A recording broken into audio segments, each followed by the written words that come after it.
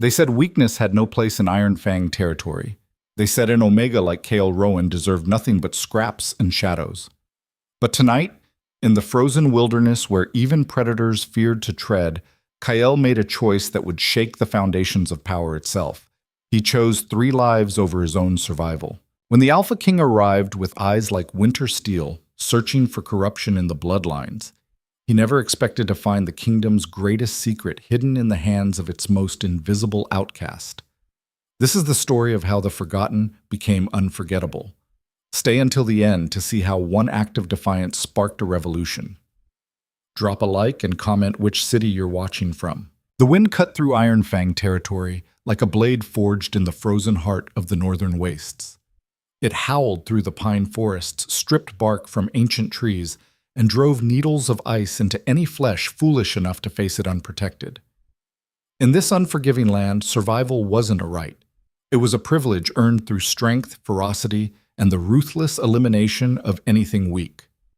Kale Rowan had learned that lesson before he could walk. He pressed himself against the rough stone wall of the grain storage, his thin frame barely visible in the pre-dawn darkness. His breath came in shallow, controlled puffs, white ghosts that dissipated instantly in the savage cold. Around him, the pack settlement stirred with the brutal efficiency of a war machine preparing for another day of dominance. Wolves. All of them. Shifters whose blood carried the ancient magic of transformation, whose strength could shatter bone, whose loyalty to the pack hierarchy was absolute, all except Kyle. "Omega!" someone spat as they passed, the word carrying more venom than a serpent's bite. Kale didn't look up. He'd learned that too. Invisibility was survival. The pack member's boots crunched past in the frozen mud, and Kyle released a breath he hadn't realized he'd been holding. Omega, the lowest rank. The designation that marked him as less than nothing in a society that worshipped power. While Alphas commanded and Betas served with pride, Omegas existed in the cracks, unwanted, unvalued, barely tolerated. They received the scraps after everyone else had eaten. They took the work no one else would touch. They endured the contempt, the casual cruelty, the absolute certainty that their lives held no worth. Kyle had spent 23 years drowning in that contempt. His fingers, numb despite the worn gloves he'd scavenged from a trash heap, worked at the storage lock. It wasn't really locked. The pack leaders didn't waste security on grain stores everyone knew better than to steal from. The punishment for theft was swift and final. Kyle had witnessed 2 executions in his lifetime, both for stealing food. The pack leader, Victor Irenfong, believed in making examples. The door creaked open, a sound that made Kyle's heart hammer against his ribs. He froze, counting heartbeats, listening for any change in the settlement's morning rhythm. Nothing. Just the distant clang of the blacksmith's early fire being stoked, the rough laughter of guards changing shifts, the eternal wind. Inside, the smell of grain and dried provisions enveloped him. Kyle's stomach cramped with hunger. He'd eaten nothing but thin broth and moldy bread for 3 days, but he ignored it. His hands moved with practiced efficiency, filling a small cloth sack with grain, dried meat scraps that had been deemed too gristly for the pack's main meals, and a half loaf of bread that bore the green tinge of age. This wasn't for him. He was out and moving before his conscience could wage its familiar war.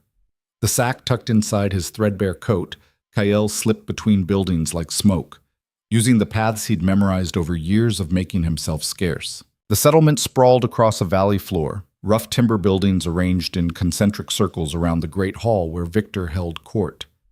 The outer rings housed the Omegas, the laborers, the expendables. Kyle's home was barely a shack, 4 walls and a roof that leaked when it rained. He didn't go there. Instead, he moved toward the tree line, where civilization bled into wilderness and the pack's iron control gave way to older, wilder rules. The forest began abruptly, as if the trees themselves wanted nothing to do with the settlement. Kyle glanced back once, a habit born of paranoia, and saw the smoke rising from morning fires, heard the first bell calling workers to their duties. He had perhaps an hour before his absence would be noted. An hour before someone would come looking for the Omega who was supposed to be hauling water from the frozen creek, or mucking out the stables, or performing whatever degrading task had been assigned to him that day. Kyle ran. The forest swallowed him whole. Here, Beneath the ancient pines and bare oaks, the wind's fury lessened to a constant moan. Snow lay thick on the ground, unmarred except for animal tracks, deer, rabbits, and the larger prints of predators that hunted these woods. Kael followed a path only he knew, marked by subtle signs he'd learned to read. A broken branch here, 3 stones stacked there, a strip of cloth tied to a low-hanging limb. 20 minutes of hard running brought him to the hollow. It was a natural formation, a place where 3 massive boulders had tumbled together in some ancient catastrophe, creating a sheltered space beneath their bulk. Snow had drifted against the entrance, concealing it from casual view. Kael's hands trembled, from cold or anticipation he couldn't tell, as he brushed the snow aside and crawled into the darkness.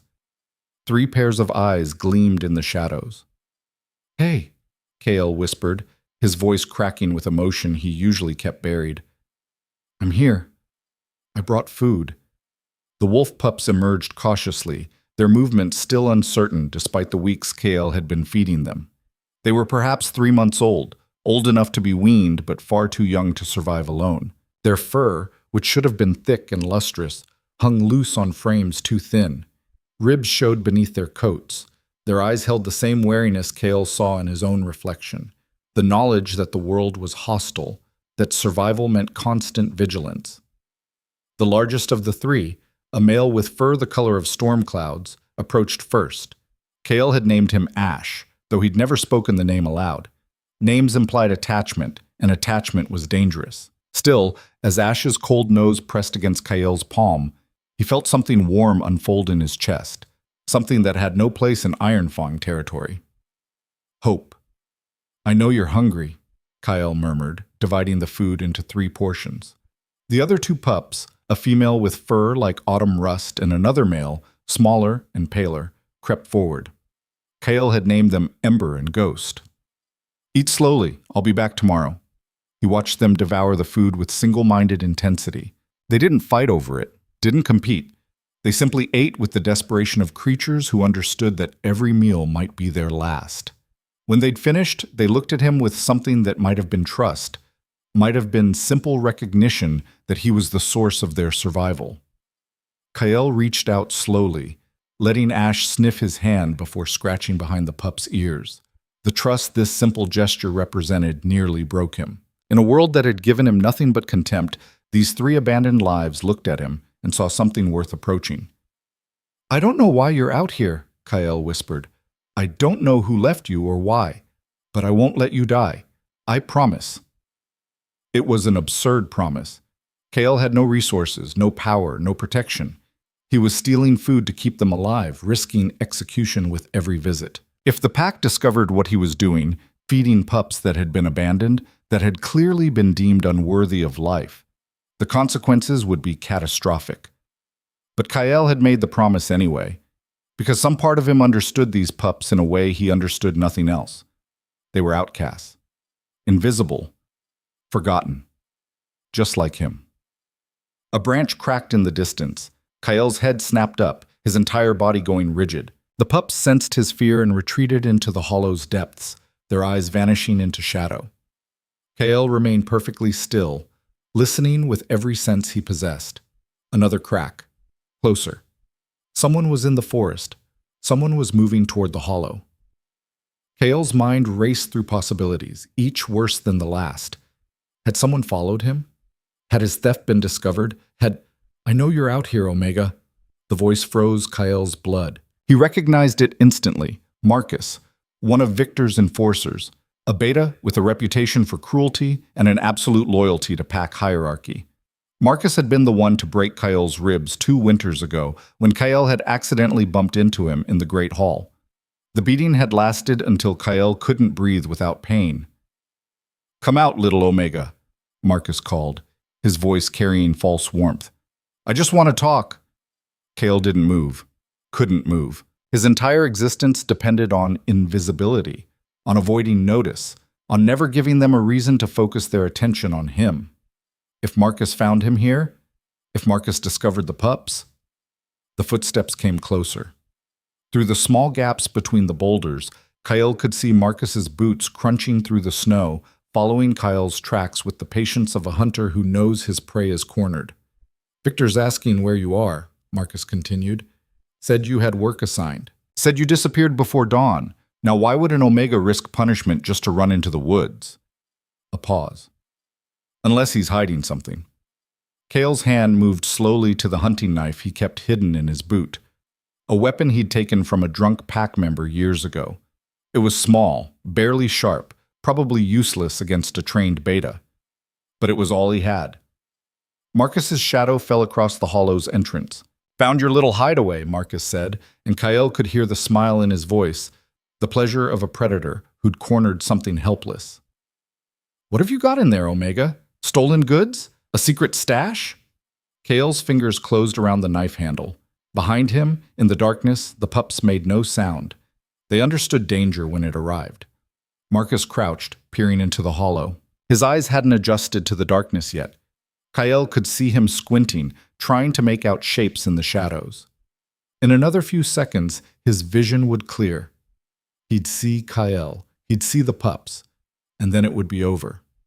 I'm going to count to 3, Marcus said, his voice hardening. And then I'm coming in there. 1. I'm not hiding anything. Kale spoke before he could stop himself, before fear could paralyze his voice. He crawled forward, emerging from the hollow with his hands visible, the knife remaining hidden in his boot. Snow clung to his thin coat as he stood, making himself as non-threatening as possible. Marcus straightened, disappointment flickering across his scarred face. He'd been hoping for resistance, for an excuse. Then what are you doing out here? Marcus demanded. Checking traps, Kale lied, the words coming automatically. For rabbits. I set them last week. It wasn't completely a lie. Kale did set traps, though he rarely caught anything. The explanation was plausible enough that Marcus's eyes narrowed with suspicion rather than certainty. Victor doesn't pay you to hunt, Marcus said. He pays you to work. He doesn't pay me at all, Kyle replied quietly. I work for food and shelter, the same as I've always done. It was dangerous to contradict Marcus, even with truth, but sometimes the truth was the only shield available. Marcus's face darkened, but before he could respond, another voice cut through the forest. Marcus! Both men turned. Another enforcer was approaching through the trees, his expression urgent. What? Marcus snapped. Victor wants all senior pack members at the Great Hall, now.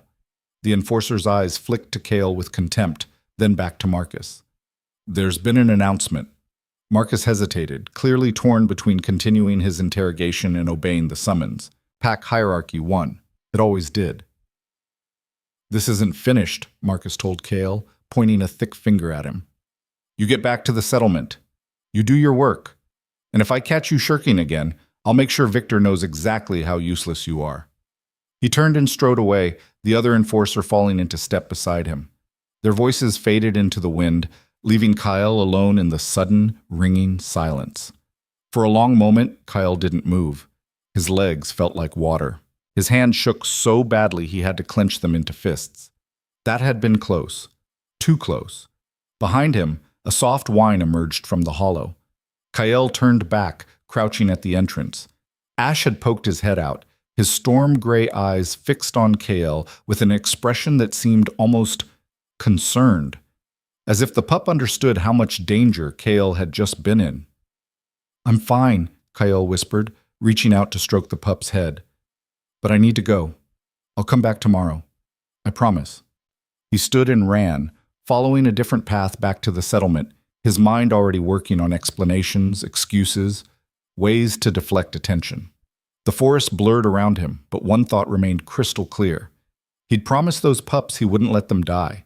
And unlike every other promise the world had broken with him, he intended to keep this one, even if it killed him.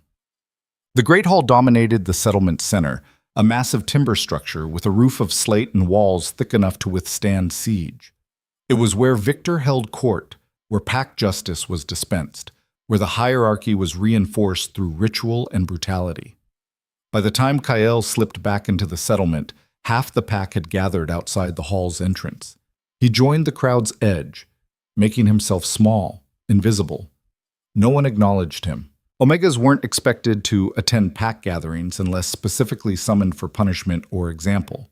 But something about the energy crackling through the crowd made Kyle stay. The pack members whispered among themselves, their voices carrying an unusual tension. Fear? Anticipation? Kyle couldn't tell. The hall's doors opened. Victor Ironfang emerged first, a massive alpha in his prime, his hair gray at the temples but his strength undiminished. He'd led the pack for 30 years through conquest, intimidation, and the ruthless elimination of rivals. His eyes swept the crowd with the casual arrogance of absolute power. Behind him came the pack's elite, enforcers like Marcus, the advisors, the strongest alphas and betas. They formed a semicircle at the hall's entrance, a wall of power that reminded everyone exactly where they stood in the hierarchy.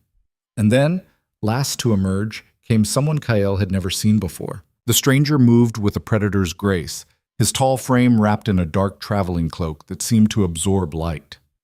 When he pushed back his hood, revealing features carved from granite and eyes the color of winter storms, the crowd's whispers died instantly.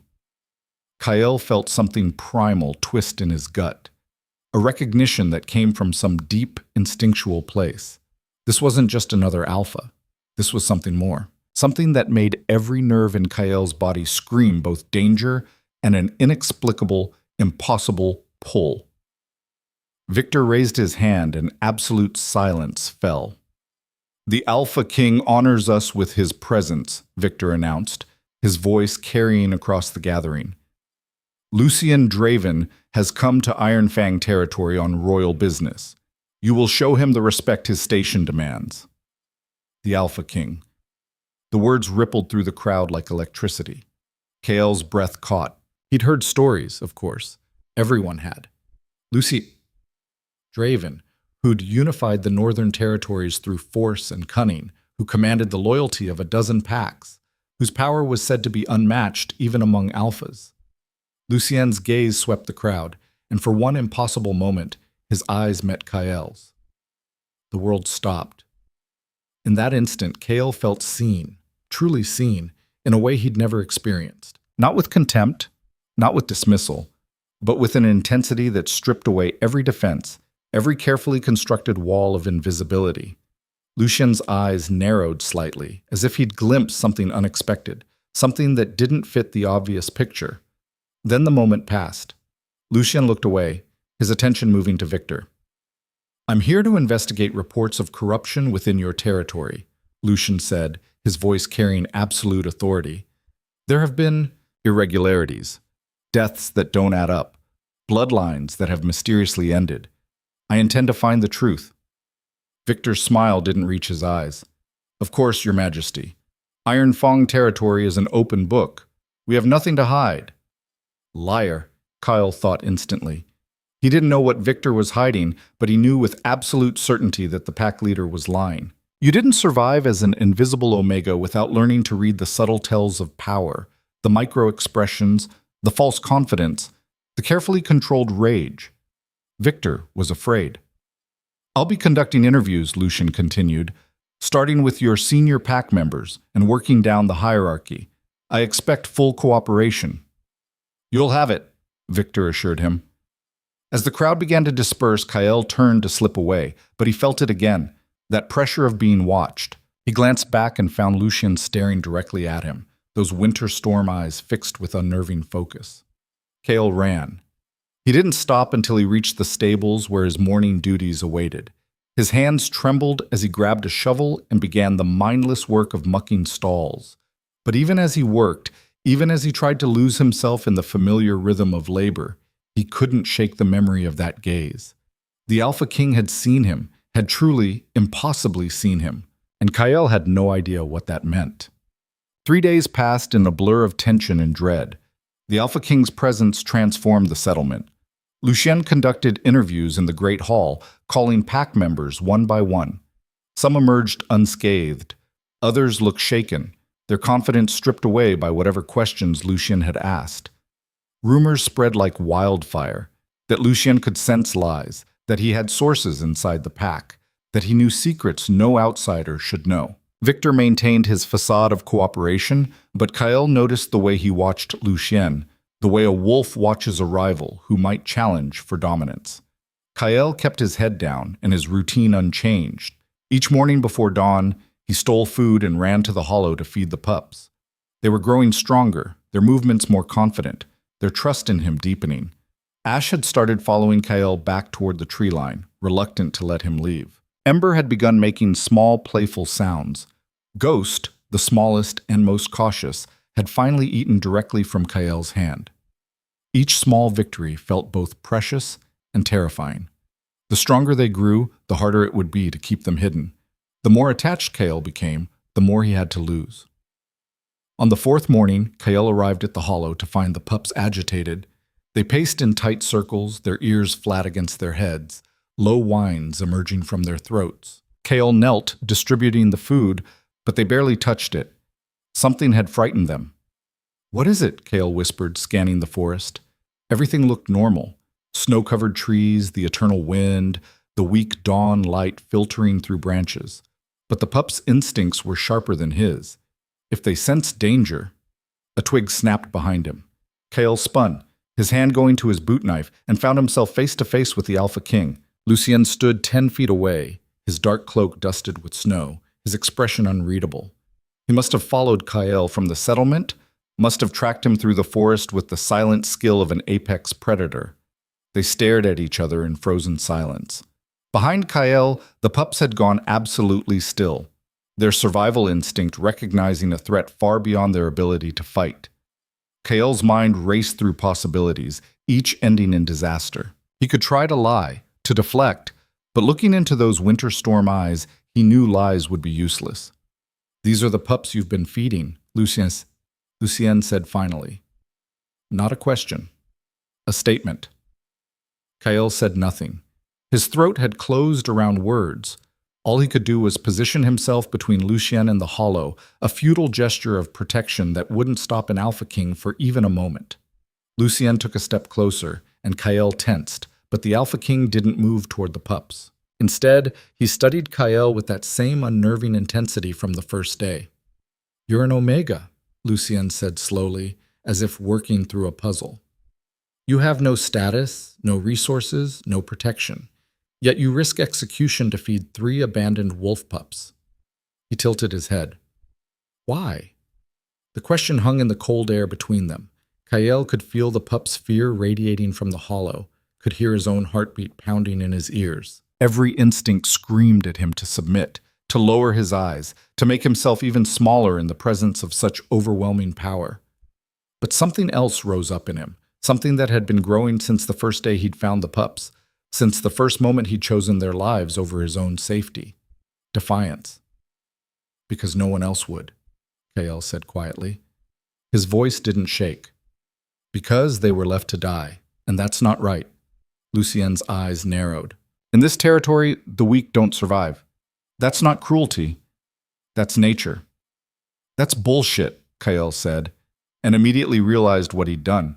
You didn't contradict an Alpha King. You didn't challenge power with nothing but words. But he'd already started, and some part of him refused to stop. Strength isn't just about who can fight the hardest. These pups, he gestured behind him, without taking his eyes off Lucien. They're survivors. They've lived this long against impossible odds. That's strength too. Silence stretched between them, brittle as ice. Kael waited for the attack, for the punishment, for the end. Instead, Lucien did something unexpected. He smiled. It wasn't a kind smile. It was the smile of a predator who'd found prey that finally offered interesting resistance. "Show me," Lucien said. "What?" "The pups. Show me what you think is worth dying for." Kael hesitated, every survival instinct warring against trust. But what choice did he have? Lucien had already found them, already knew. The only question was whether he'd kill them immediately or let Kael say goodbye first. Slowly, moving with exaggerated care, Kael turned and knelt at the hollow's entrance. "It's okay," he whispered to the terrified pups.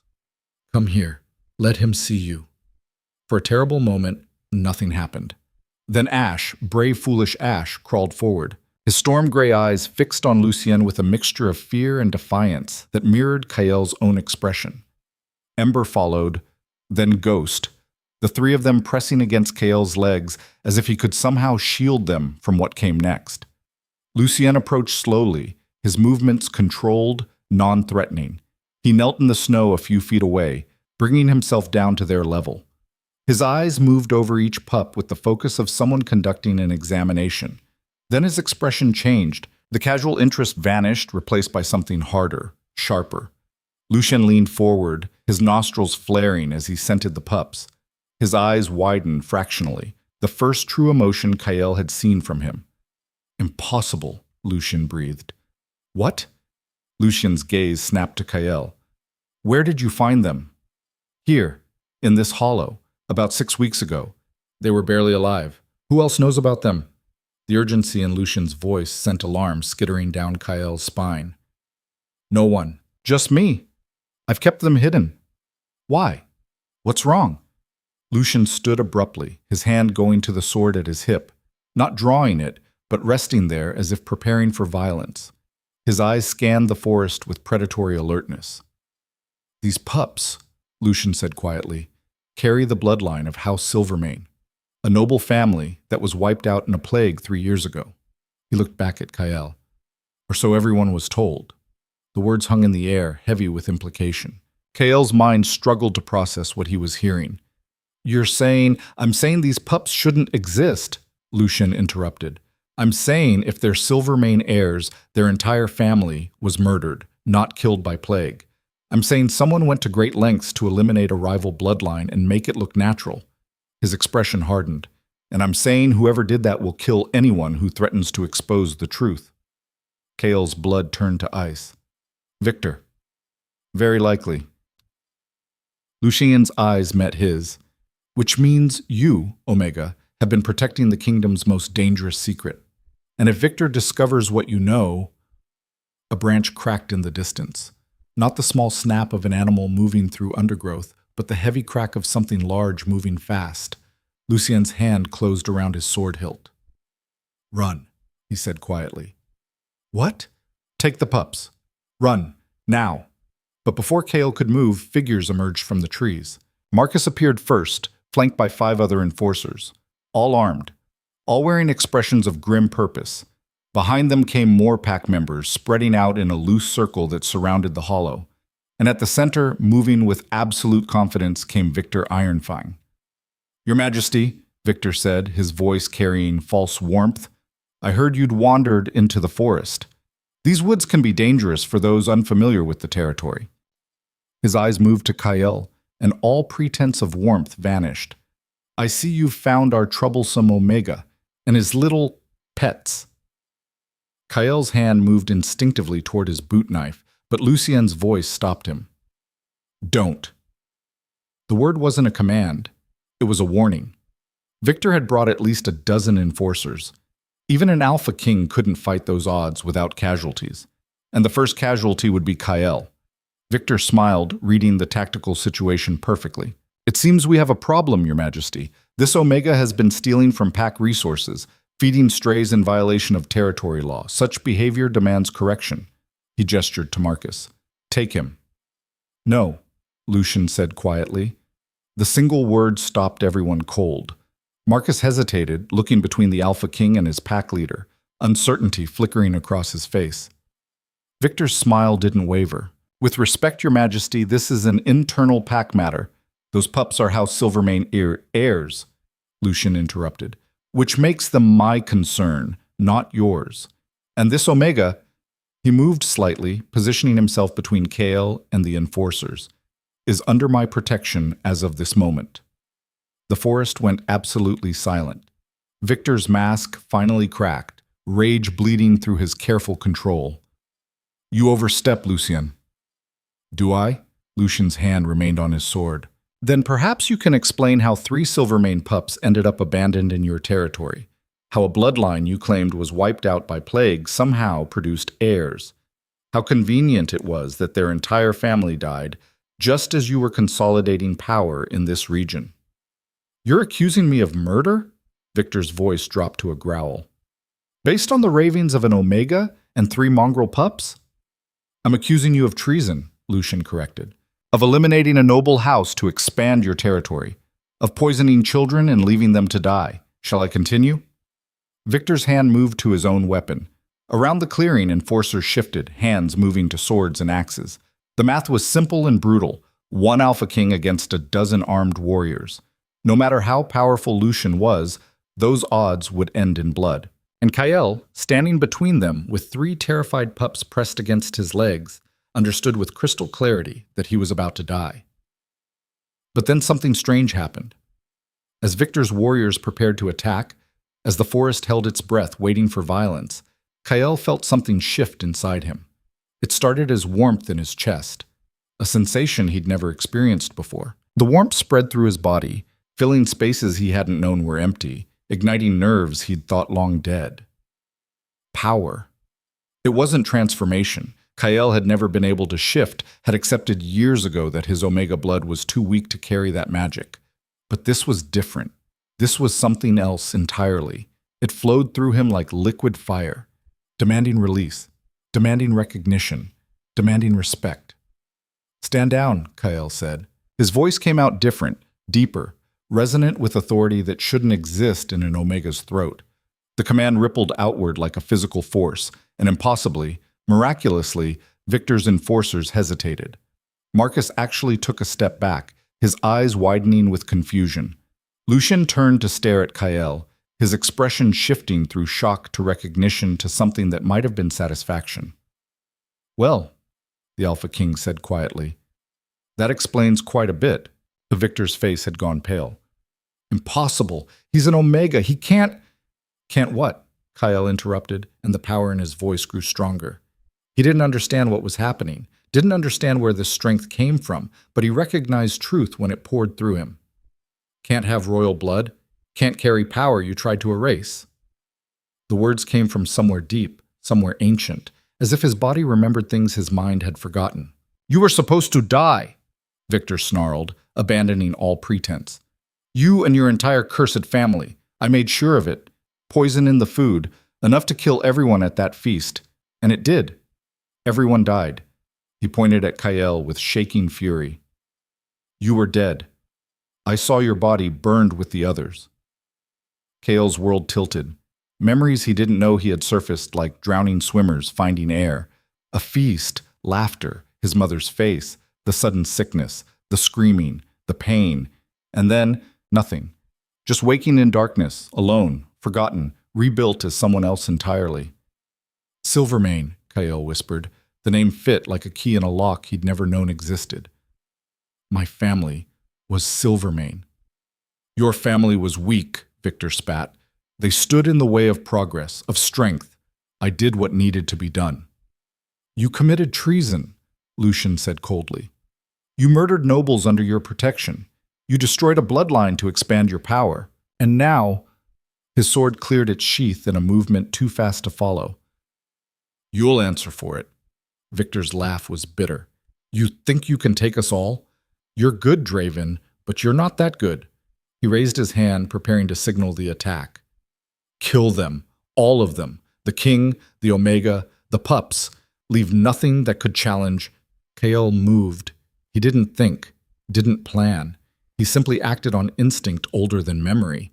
The power that had been building inside him erupted outward, not as violence, but as pure, undiluted presence. It crashed over the clearing like a tidal wave, and Victor's enforcers stumbled backward as if physically struck.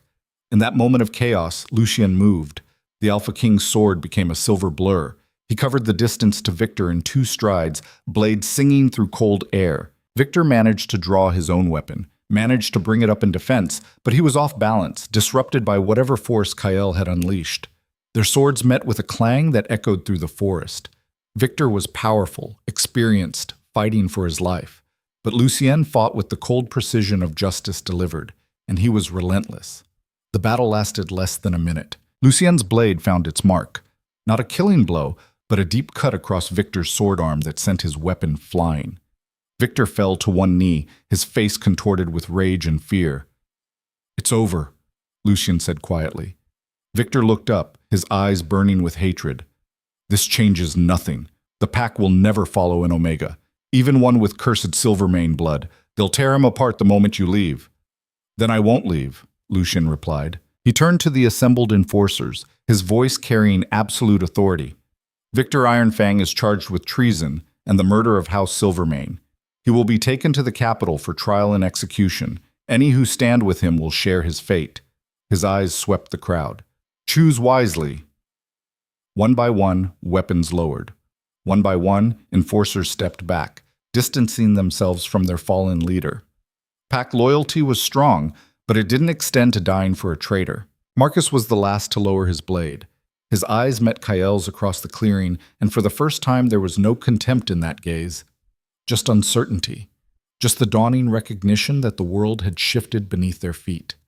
Kael stood frozen, the pups pressed against his legs, his entire body shaking with exhaustion. The power that had filled him moments ago had drained away, leaving him hollow and weak. He would have fallen if Ash hadn't pressed harder against him, solid and warm and real. Lucien sheathed his sword and walked toward Kael.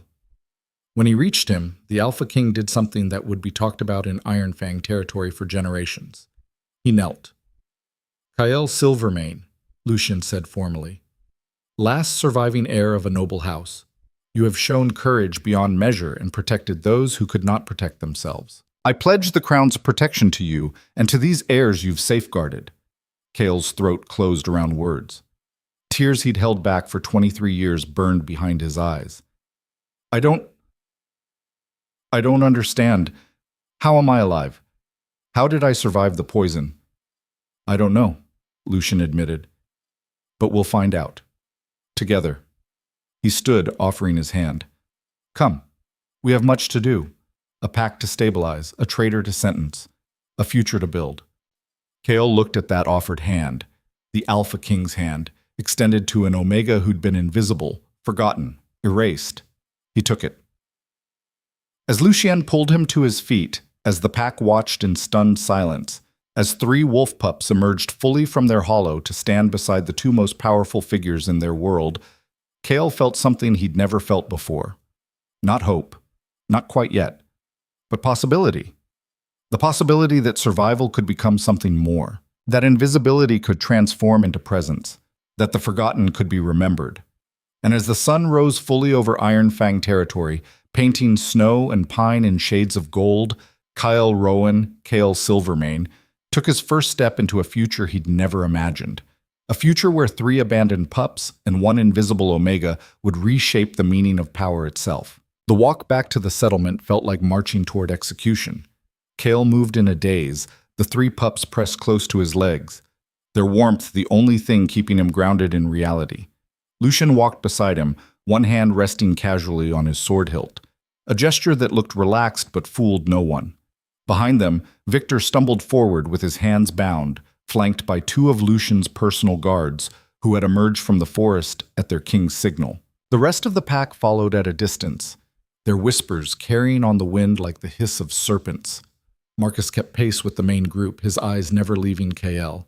The enforcer's expression had shifted from contempt to something far more dangerous, uncertainty mixed with calculation. Kael recognized that look. He'd seen it on the faces of pack members who were reassessing their allegiances, weighing survival against loyalty. The settlement appeared through the trees and Kael's stomach twisted. Every step closer felt like walking deeper into a trap. The news would spread fast. Victor arrested, and Omega revealed his nobility, the entire pack hierarchy thrown into chaos. By nightfall, everyone would know. And not everyone would accept what had happened in that forest clearing. Keep walking, Lucien said quietly, sensing Kael's hesitation. Show no fear. They're watching to see if you'll break. I'm not noble, Kael whispered back. I don't know how to be what you're saying I am. You've survived 23 years in a pack that wanted you dead. You've protected 3 lives at the cost of your own safety. You've faced down a corrupt alpha with nothing but courage. Lucien glanced at him, those winter storm eyes sharp with assessment.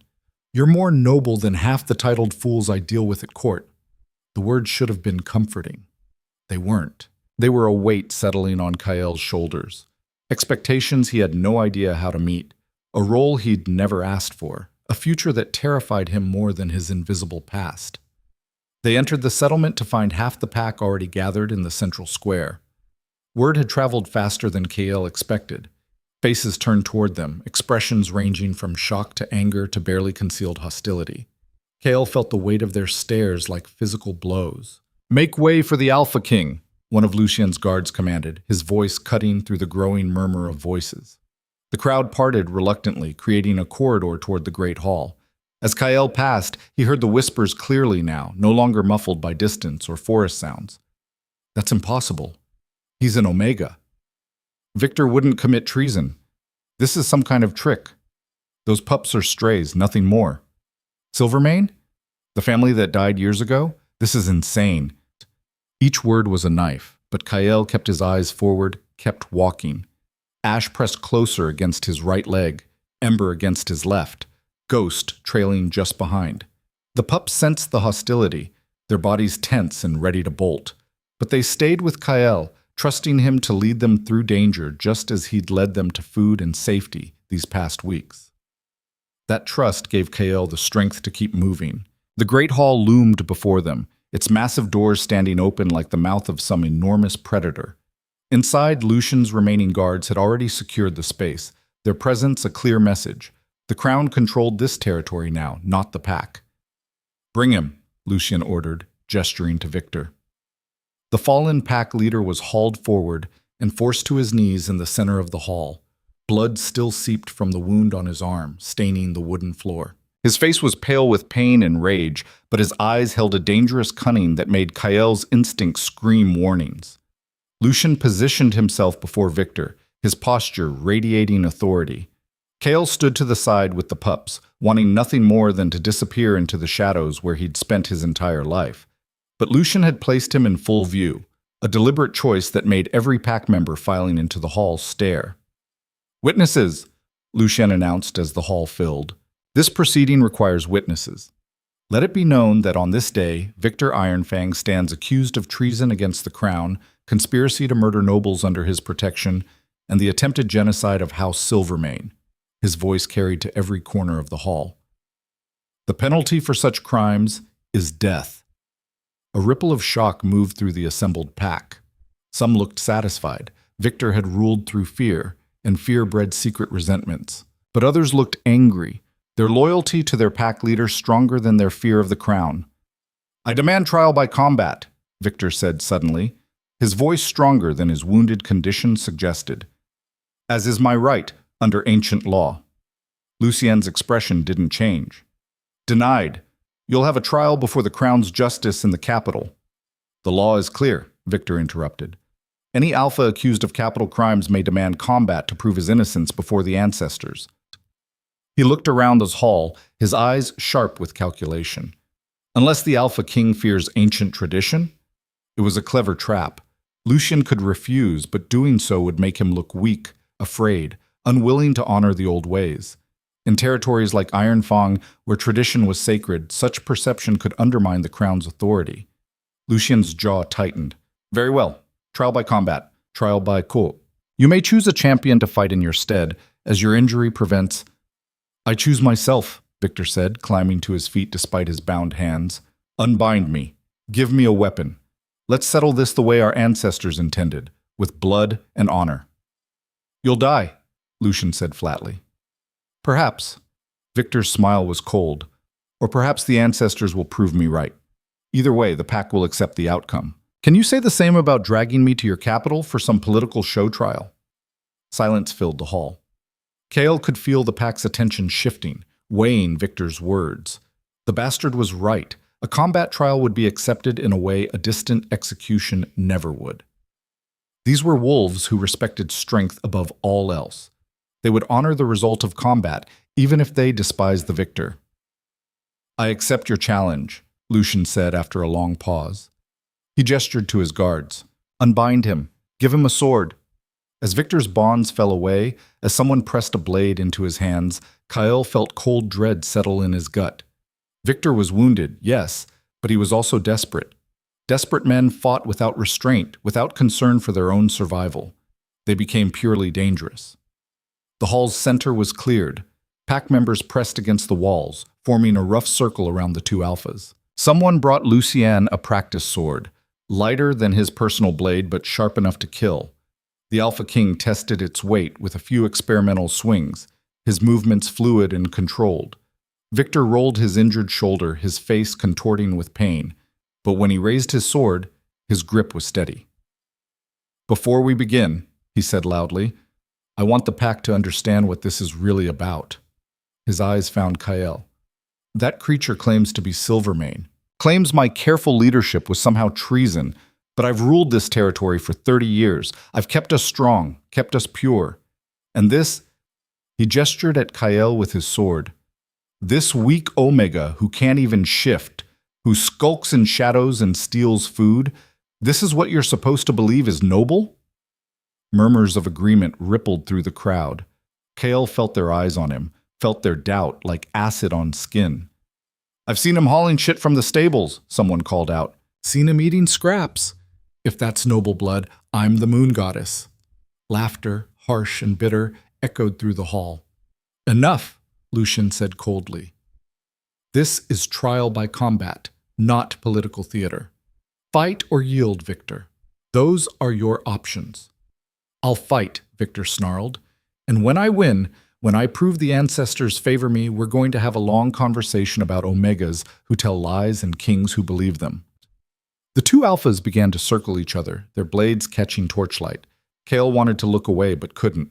The pups pressed against his legs, their bodies trembling with tension they didn't fully understand. Ash growled low in his throat, a sound that would have been threatening if it came from a full-grown wolf instead of a pup. Lucien struck first, a testing blow that Victor parried easily despite his injury. They exchanged several more strikes, the ring of steel on steel filling the hall. Victor fought with the aggression of someone who had nothing to lose, pressing forward, using his larger frame to try to overwhelm Lucian's defense. But Lucian fought with precision. Every block was economical, every counterstrike calculated. He was reading Victor's pattern, learning his rhythm, waiting for the perfect opening. It came 30 seconds into the fight. Victor overextended on a downward slash, his injured arm betraying him for just a moment. Lucien's blade darted forward like a striking snake, catching Victor's sword hand. The blade skittered across the floor as Victor stumbled backward, clutching his bleeding hand. The fight should have been over. But Victor wasn't finished. He charged forward with a roar, abandoning his weapon, using his sheer size and strength in a last desperate gambit. He crashed into Lucian, driving them both to the ground in a tangle of limbs. His hands found Lucian's throat, squeezing with the desperation of a dying man. Lucian's face darkened as his air cut off. His hands came up, trying to break Victor's grip, but the angle was wrong, the leverage favoring the man on top. Kael moved without thinking. He crossed the space in 3 running steps, his boot knife clearing its sheath. He didn't aim for Victor's body. That would just make the man angry. Instead, he drove the small blade deep into the pressure point behind Victor's knee, the spot he'd learned about from watching pack members practice combat. Victor's scream of pain was inhuman. His grip on Lucian's throat released as his leg gave out. He rolled away, clutching his knee, blood pouring between his fingers. Lucian gasped for air, his face flushed. He grabbed his fallen sword and stood, moving to where Victor writhed on the floor. "Yield," Lucian commanded, his voice hoarse but firm. Victor looked up at him, then at Kael, then back to Lucien. Something in his expression shifted, acceptance mixed with hatred. "I yield," he rasped. Silence filled the hall. Then Lucien raised his sword and drove it through Victor's heart. The former pack leader's body went rigid, then slack. Blood pooled beneath him, spreading across the wooden floor in a dark stain that seemed to absorb light. Lucien withdrew his blade and cleaned it on Victor's shirt before sheathing it. "Trial by combat is concluded," Lucien announced. "The accused was found guilty by the ancestors' judgment and has paid the price of his treason." He turned to face the assembled pack. "Victor Ironfang is dead. His corruption died with him. This territory will be reorganized under new leadership, accountable to the crown and to the laws that protect all bloodlines, noble and common alike." The pack members stared in shock. Some looked satisfied. Others looked lost. Their entire understanding of the world shattered in the space of minutes. Marcus stepped forward and Kael tensed, but the enforcer's expression was neutral, carefully controlled. "Who leads Ironfang now?" he asked. "The pack needs a leader." The pack needs stability, Lucien corrected, which is why I'm appointing a temporary regent until proper leadership can be established. He turned, and Kael's stomach dropped as he realized who Lucien was looking at. Kael Silvermane will oversee day-to-day operations under Crown supervision. His decisions will carry my authority. The hall erupted. An Omega can't lead. This is madness. He has no experience, no strength, no right. Kael stood frozen, the knife still in his hand, Victor's blood on the blade. The pups pressed closer, sensing his panic. This was insane. He couldn't lead a pack. He could barely survive in one. Are you trying to destroy us? Marcus demanded, his voice cutting through the chaos. He's not qualified. He's not what? Lucian's voice was deadly quiet, and the hall fell silent again.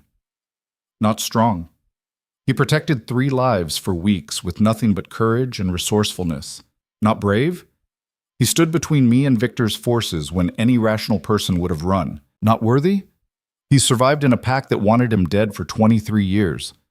Lucian's eyes swept the crowd. Most of you wouldn't last 23 days in his position.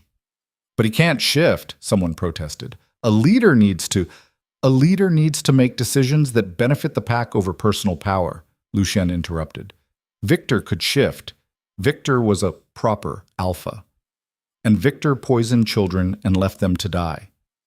So perhaps we need a different definition of qualified. The logic was sound, but Kael could see it wasn't landing. The pack members' expressions remained skeptical, resistant. They'd accepted Victor's death because trial by combat was sacred, but accepting an Omega as their leader? That violated every instinct, every tradition, every belief they'd been raised with. I won't do it, Kael said quietly. Every eye turned to him. I appreciate what you're trying to do, Kael continued, looking at Lucien. But they're right. I'm not qualified. I don't know how to lead. You don't have a choice, Lucien said, and there was no warmth in his voice now, only authority. You're Silvermane, the last of your line. These pups, he gestured to Ash, Ember, and Ghost, are also Silvermane. That makes you responsible for restoring your house's honor and ensuring its future. You don't get to hide anymore. The words hit like physical blows. Kael wanted to argue, wanted to explain that he'd never asked to be found, never wanted to be nobility, never sought anything but survival. But looking at the 3 pups pressed against his legs, looking at their trust and their fear and their complete dependence on him, he understood something fundamental. He'd stopped having choices the moment he decided to feed them, the moment he prioritized their lives over his safety, the moment he stood between them and violence. That was what nobility meant, not titles or bloodlines, but the willingness to sacrifice for those who depended on you. Fine, Kael said, his voice steadier than he felt. I'll do it, but on one condition. Lucien raised an eyebrow. You're in no position to negotiate conditions. I'll do it if you stay, Kael countered. You said yourself this pack needs stability. They won't accept me without visible crown support. So stay. Help me figure this out. And when the territory is stable, when leadership can be properly transferred, then you can leave. It was a bold demand to make of an alpha king. Lucien had responsibilities across multiple territories, political concerns that extended far beyond one frontier pack. He should refuse. Instead, Lucien smiled, that predator's smile that never quite reached his eyes. Agreed. I'll stay until you're ready, or until you get yourself killed, whichever comes first. The pack members exchanged glances, their expressions ranging from disbelief to anger to resignation. But no one challenged the decision openly. They just watched their leader die. They'd seen Lucien's strength, seen Kael's strange power in the forest. Open rebellion would be suicide. But Kael could read the room well enough to know that compliance wasn't acceptance. They would follow orders because they had no choice. They would work because survival demanded it. But they would resist, undermine, and wait for any opportunity to prove that an Omega couldn't lead. Dismissed, Lucien ordered. Return to your duties. We'll convene tomorrow to discuss territory reorganization. The pack filed out slowly, their murmurs filling the hall like the buzz of angry insects. Marcus was the last to leave, his eyes meeting Kael's across Victor's corpse. You saved the king's life, Marcus said quietly. That was brave. Maybe even admirable. He paused. But it doesn't make you a leader. And this pack? We eat weakness. You're going to have to be stronger than you've ever been. Because the moment you show vulnerability, the moment you make a mistake. He didn't finish the sentence. He didn't need to. Then he was gone, leaving Kael alone with Lucien, 3 wolf pups, and a dead body. Well, Lucien said after a moment, that went about as well as expected. They hate me, Kael said flatly. They fear you. That's different. Hate can be overcome. Fear can be useful. Lucien moved toward the hall's side entrance.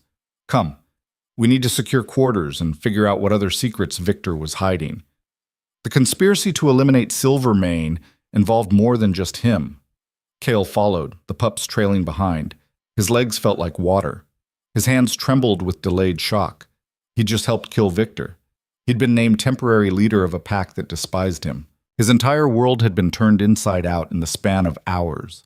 And somewhere deep inside, beneath the fear and shock and overwhelming sense of inadequacy, a small voice whispered a truth Kael didn't want to acknowledge. This was just the beginning. The quarters Lucien's guards secured were Victor's former chambers, a suite of rooms that overlooked the settlement's central square. It felt wrong to occupy the dead man's space, but Lucien insisted. Symbolism matters, the Alpha King explained as his guards searched the rooms for hidden weapons or escape routes. The pack needs to see you occupying the leadership position, literally. Kael stood in the main chamber feeling small and out of place. The room was dominated by a massive bed covered in furs, a desk piled with territory documents, and weapons mounted on every wall. This was a space designed for power, for dominance. It fit Kael about as well as iron chains fit silk.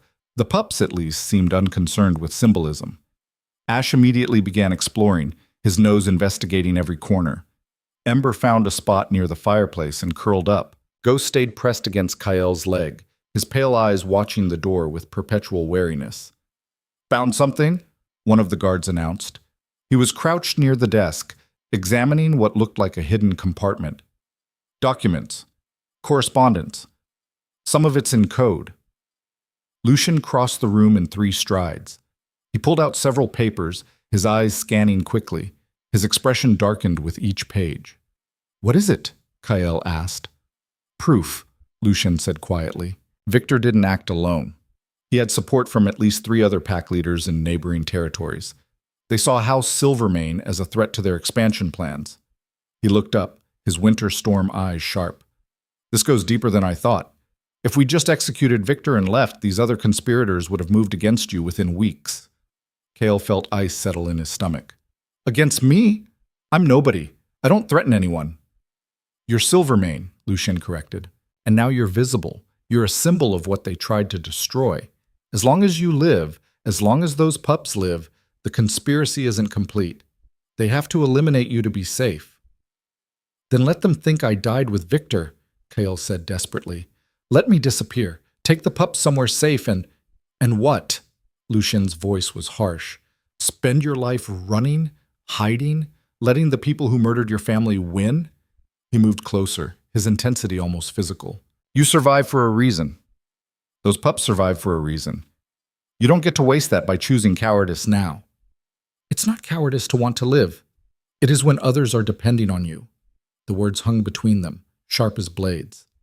Kael wanted to argue, wanted to make Lucien understand that he'd never asked for any of this, that all he'd wanted was to feed 3 abandoned pups, that he wasn't built for leadership or politics or standing against conspiracies. But then Ghost whimpered, pressing harder against Kael's leg, and Ash padded over to sit at his other side, and Ember raised her head from the fireplace to watch him with trusting eyes.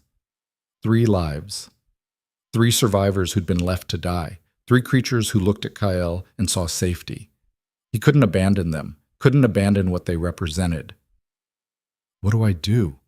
Kael asked quietly, hating how lost his voice sounded. Lucien's expression softened fractionally. First, we identify Victor's co-conspirators. Then we bring them to justice before they can move against you.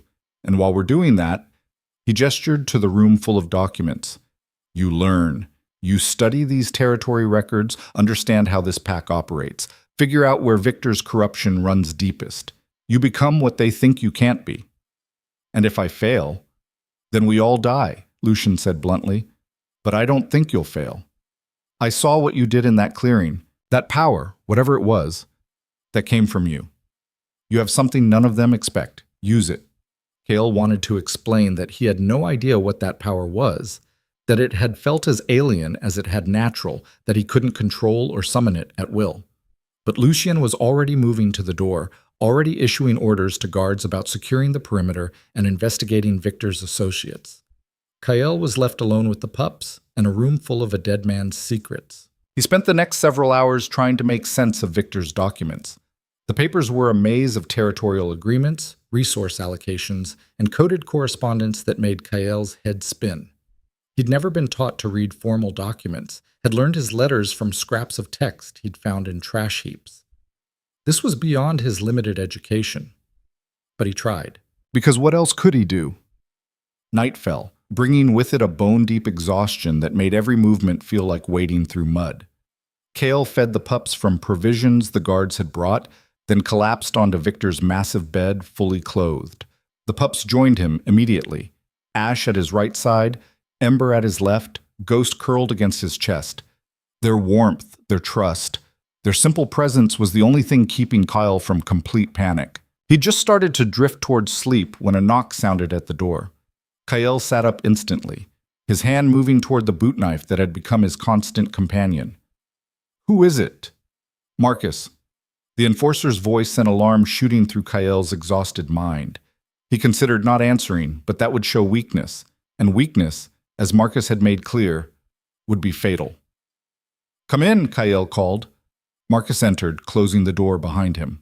He wore no weapons, his hands visible and empty, a gesture of non-hostility that didn't make Kyle feel any safer. The enforcer's eyes swept the room, taking in Kyle surrounded by pups, the scattered documents, the obvious signs of someone completely out of their depth. "Can't sleep?"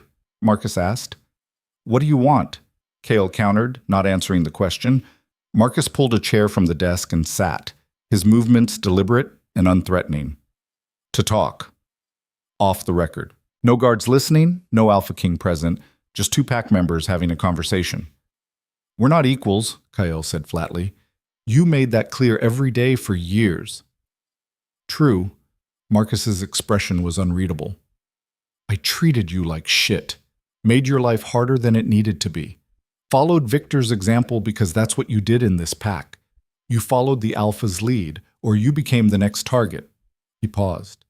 "But Victor's dead now, and I'm trying to figure out if following you is going to get me killed." The honesty was unexpected. Kale studied Marcus's face, looking for the trick, the trap, the hidden cruelty. But the enforcer just looked tired and uncertain. "Why would following me get you killed?" Kale asked. "Because half the pack thinks you're a fraud," Marcus said bluntly. "They think Lucian is using you for some political game. They think the moment the Alpha King leaves, they can eliminate you and return to proper leadership." He leaned forward. "But the other half? They're scared. They saw what you did in that clearing. They saw power that shouldn't exist in an Omega. They're wondering if maybe, just maybe, you're something different." "Which half are you?" Kyle asked quietly. Marcus was silent for a long moment. "I'm the half that's smart enough to know the world just changed. Victor ruled through fear and tradition. That worked for 30 years. But fear breaks and traditions die. You? You survived what should have killed you. You protected lives when it was easier to let them die. You stood up to an Alpha King and made demands." He shook his head slowly. "That's not weakness. I don't know what it is, but it's not weakness." Kyle felt something tight in his chest loosen slightly. Not trust, he wasn't foolish enough for that, but perhaps the beginning of understanding. "What do you want from me?" Kyle asked. "Proof that you can lead," Marcus replied. "Give me a reason to bet my life on you. Show the pack that you're more than Lucien's political puppet. Make a decision, a real one, that matters, and make it stick." He stood. "Do that, and I'll stand with you. Fail, and I'll step aside and let whatever happens happen." He moved toward the door, then paused. Victor kept a journal, hidden in the desk's false bottom, left side. It names names, Everyone involved in the conspiracy, everyone he paid off, everyone who helped him. Marcus glanced back. Might want to read it before Lucy Xian finds it. Some of those names, they're people you'll need if you want to survive. Exposing them all might feel righteous, but it'll also leave you with no allies. Then he was gone, leaving Kael with a choice that felt impossible. Kael crossed to the desk and found the false bottom exactly where Marcus said it would be. Inside was a leather-bound journal filled with Victor's neat handwriting. Page after page of conspiracy, corruption, bribes, and murder. Names Kael recognized, pack members he'd seen every day, people who treated him with contempt, but who Victor had controlled through blackmail and fear. Lucien would want this journal, would use it to root out every trace of corruption, to bring everyone to justice. But Marcus was right. Exposing everyone named here would leave Kael completely isolated. These weren't just conspirators. They were skilled pack members whose expertise would be needed to keep the territory functioning, the blacksmith who'd helped dispose of evidence, the healer who'd falsified death records, the tracker who'd helped hunt down fleeing Silvermane survivors. All guilty, all potentially useful. Kael sat at the desk, the journal open before him, and made his first real decision as temporary pack leader. He tore out 3 pages, the ones that named the pack members who'd been coerced rather than willing participants, who Victor had controlled through threats to their families. These people had committed crimes, yes, but they'd done so to protect loved ones. That was different than Victor's willing collaborators. The rest of the journal he left intact for Lucien. It was a compromise. It was probably wrong by any objective measure of justice, but it was also practical, strategic, and gave him potential allies among people who would otherwise see him as a threat. It was leadership. Kael returned to bed, the journal hidden under his pillow, his mind racing too fast for sleep. The pups had barely stirred during Marcus's visit or Kael's deliberations. They trusted him completely, believed he would keep them safe no matter what. That trust was terrifying, because Kael had no idea if he could actually deliver on the promise it represented. Dawn came too fast, bringing with it a summons to the Great Hall. Lucien had called a full pack assembly, every adult member required to attend. As Kael entered with the 3 pups trailing behind him, he felt the weight of hundreds of eyes settling on him like chains. The hall was packed. Pack members lined the walls, filled the benches, crowded the standing spaces. Their expressions ranged from curious to hostile to carefully neutral. At the front, Lucien stood on the raised platform where Victor used to hold court. Beside him stood several of his guards and a woman Kael didn't recognize, tall, severe, carrying herself with the authority of someone accustomed to power. "Kael," Lucien called, "join me." Every step across that hall felt like walking through fire. Whispers followed Kael, words just barely audible. "Look at him, still dressed like a beggar. Those pups are pathetic. What kind of heirs? This is a joke, an Omega playing at nobility." Kael kept his eyes forward, kept walking. The pups pressed close, their presence a small comfort in an ocean of hostility. When he reached the platform, Lucien gestured for him to stand beside him, a position of honor that made the whispers grow louder. "Silence," Lucien commanded, and the hall fell quiet. "I've called this assembly to address the territory's immediate future. As you know, Victor Ironfang was found guilty of treason and executed according to ancient law. His death leaves a power vacuum that must be filled." "You appointed the Omega," someone called from the crowd. "We didn't agree to that." "Your agreement wasn't required," Lucien said coldly. "But your compliance is." Kael Silvermane acts with crown authority. His orders carry my weight. Anyone who challenges him challenges me. He let that sink in. However, I understand that trust must be earned, which is why today we'll be addressing one of Victor's most significant failures, and Kael will be leading the solution. Kael's stomach dropped. This wasn't what they'd discussed. Lucien hadn't mentioned any public test or challenge. The woman beside Lucien stepped forward. "I am Magistrate Helena Frost, appointed by the Crown to investigate territorial corruption. My examination of Victor's records has uncovered something disturbing." She held up a thick folder. "For the past 5 years, this pack has been systematically underreporting its resource yields to the Crown. Grain, timber, and ore all taxed at levels far below what was actually produced. Murmurs of unease rippled through the crowd. Victor kept 2 sets of books, Helena continued. The official records he submitted to the Crown and the real numbers. The difference, approximately 30% of total production, he kept for himself and his inner circle. She looked directly at the assembled pack. That's theft from the Crown. It's also theft from you. That surplus should have been distributed among all pack members or used for territory improvements. Instead, it enriched a few while the rest of you struggled. The murmurs grew louder, angrier. Kale could see the shift happening, pack members realizing they'd been cheated, that their hardships had been manufactured to benefit Victor's greed. The Crown demands repayment, Lucian said. 30% of 5 years' production, plus penalties. It's a debt that would cripple this territory for a generation. He paused, letting the magnitude sink in. Unless we find an alternative solution. Every eye turned to Kael. There's a way to satisfy the debt without destroying the territory, Lucien continued. But it requires making difficult decisions, accepting short-term hardship for long-term stability. And I'm putting Kael in charge of implementing it. He looked at Kael. You have the floor. Panic seized Kael's throat. He had no idea what Lucien was talking about. No plan, no solution.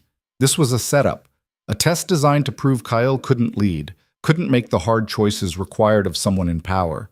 But as Kael looked at the assembled pack, as he saw their fear and anger and desperation, something clicked in his mind.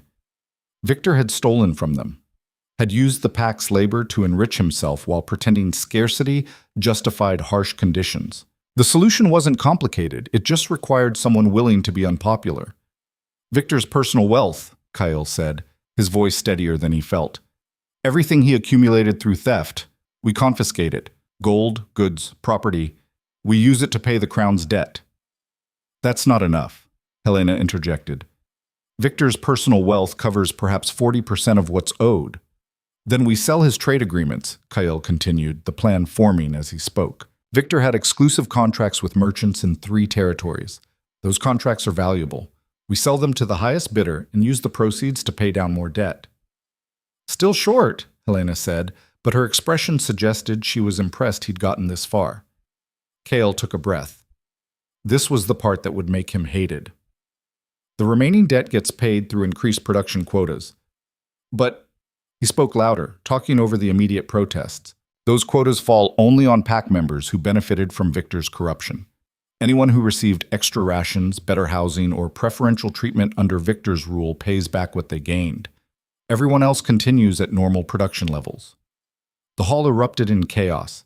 Some pack members shouted approval, those who'd been at the bottom of Victor's hierarchy, who'd received nothing extra. But others roared their anger, Victor's favorites, who'd profited from corruption and now faced consequences. You can't punish us for following our alpha's orders, someone shouted. I'm not punishing anyone, Kael shot back. I'm asking those who benefited from theft to repay what they gained. The alternative is spreading the burden across everyone, including people who got nothing from Victor's corruption. You tell me which is fair. The logic was sound, but fairness and popularity weren't the same thing. Kael could see the anger on faces throughout the crowd, people calculating how much they'd have to repay, how much harder their lives were about to become. Marcus stood from where he'd been sitting in the middle section. What about enforcers? He called out.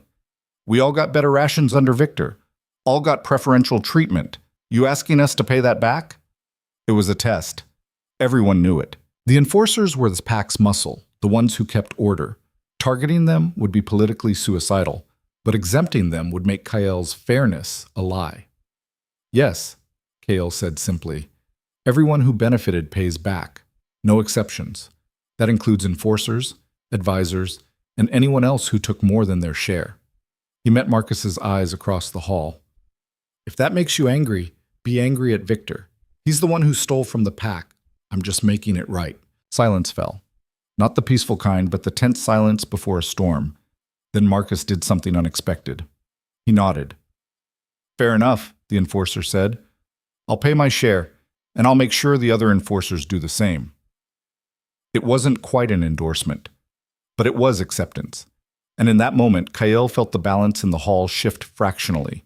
Not everyone was convinced, but some were reconsidering. wondering if maybe, just maybe, this Omega understood fairness better than Victor ever had. Lucian let the silence stretch, then spoke. The Crown accepts this repayment plan. Magistrate Frost will oversee implementation to ensure accuracy and fairness. This assembly is dismissed. The pack filed out, their expressions ranging from grudging acceptance to open hostility. But they were leaving quietly, following orders, accepting the new reality. Kyle had survived his first real test. Lucien waited until the hall emptied before turning to Kyle. That was well done. Not what I expected, but effective. You set me up, Kyle said quietly. You didn't tell me about this plan beforehand. Because you needed to respond authentically, Lucien replied. If I'd coached you, they would have seen it as my decision, not yours. This way, they know it came from you. They know you can think on your feet. He smiled slightly. And now they know you're willing to make enemies to do what's right. That's leadership. Kyle wanted to feel proud, wanted to believe he'd handled it well. But all he felt was exhausted and aware that he'd just made powerful enemies among people who already despised him. How long before someone tries to kill me? Kyle asked. Probably tonight, Lucien said casually, which is why you'll have guards, and why you'll start learning to defend yourself properly. He glanced at the 3 pups who'd remained quiet throughout the assembly. All of you. Those pups need to learn to survive in this world, and you need to learn to survive leading them through it. Kyle looked down at Ash, Ember, and Ghost. They stared back with complete trust, unaware of the target he'd just painted on all their backs. I need to tell you something, Kyle said quietly. He pulled Victor's journal from his coat. I found this last night. It's his conspiracy records. Names everyone involved. He hesitated, then pulled out the 3 torn pages. I removed these. They're pack members who were coerced, not willing participants. You thought they might be useful as allies, Lucien finished. He took the journal and the torn pages, examining both. His expression was unreadable. You're learning faster than I expected, and making harder choices. He handed the torn pages back. Keep these. Use them wisely. The people named here will owe you a debt for this mercy. Make sure they know it. It was approval. Tacit. Qualified. But real. Kale tucked the pages away, feeling the weight of them like burning coals against his chest.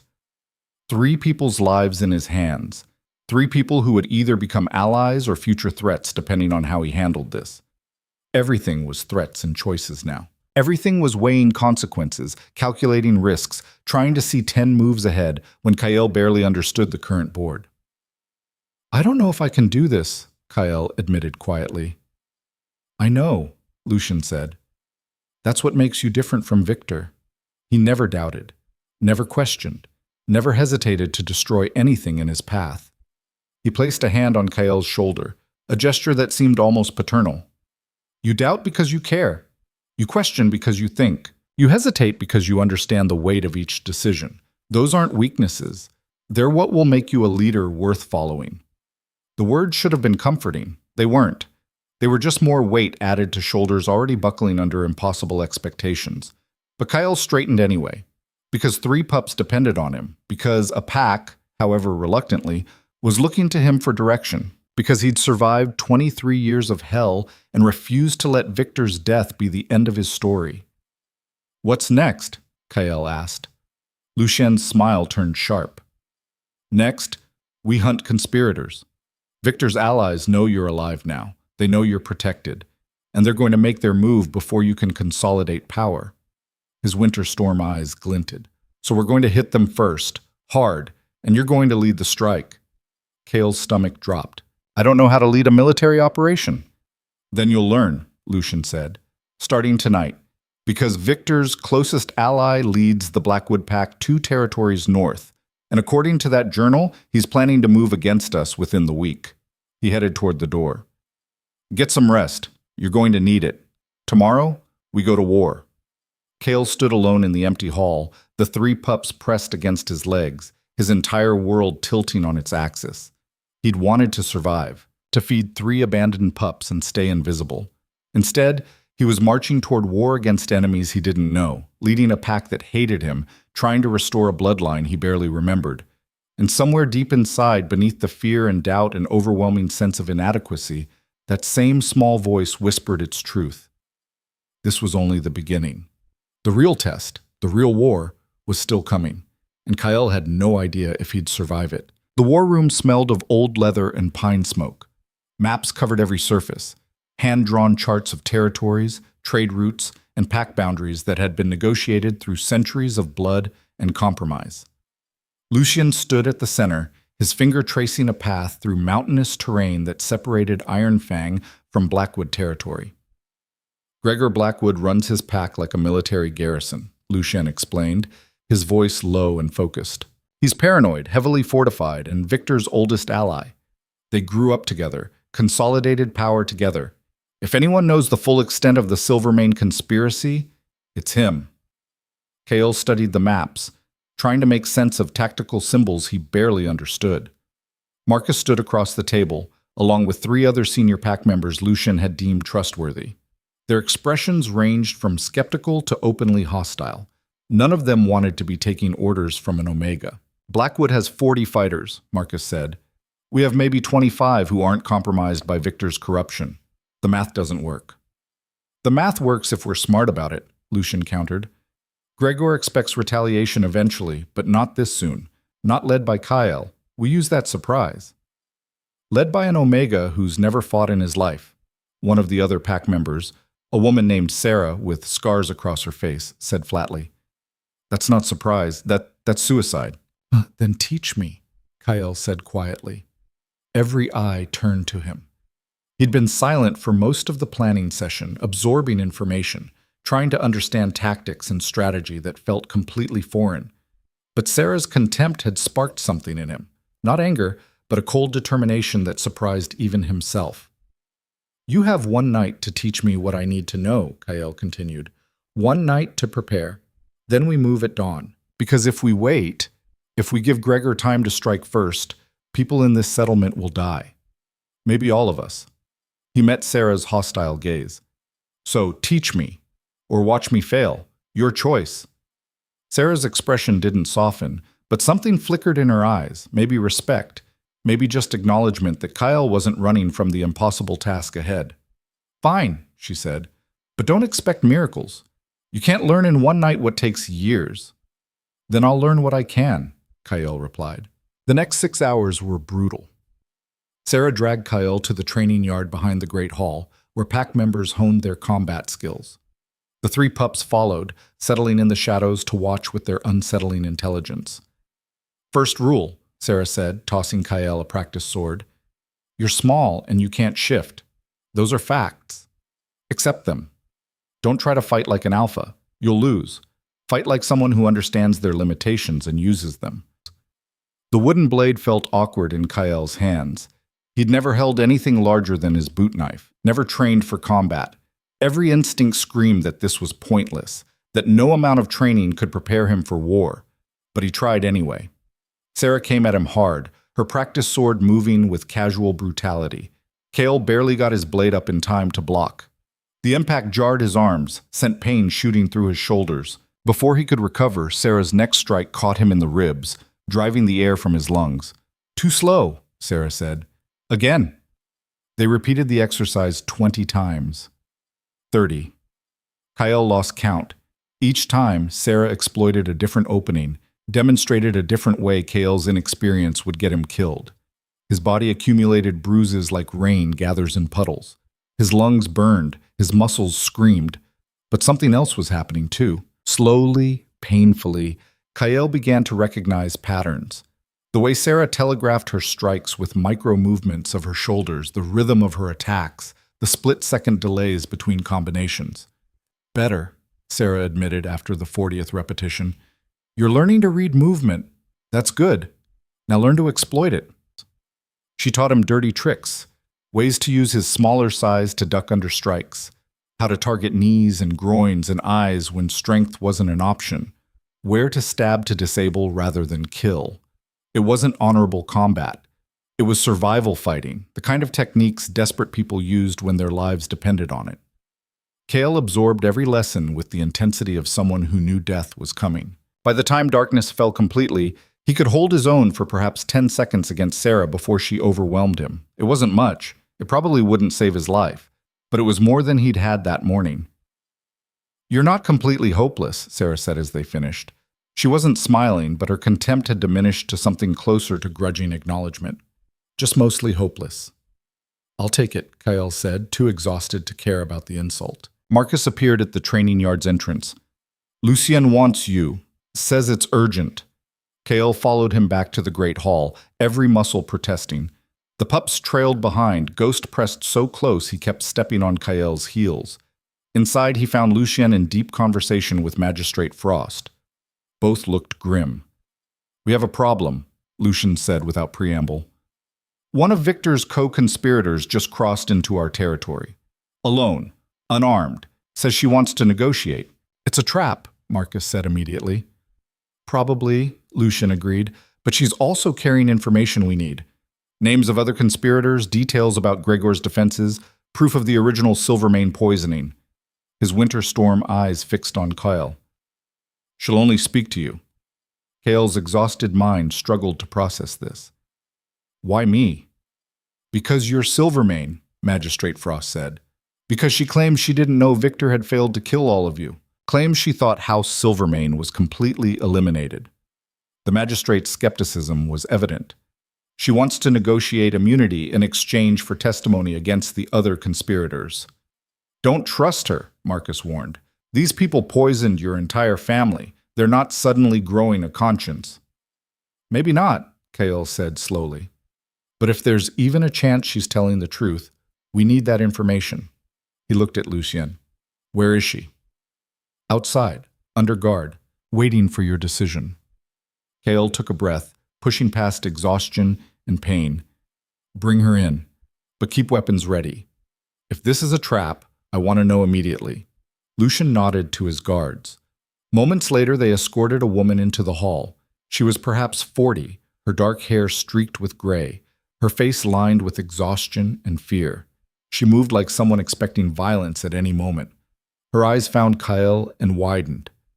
"You look like your mother," she whispered. The words hit like a physical blow. Kyle had no memories of his mother, or thought he didn't. But something in those words triggered fragments.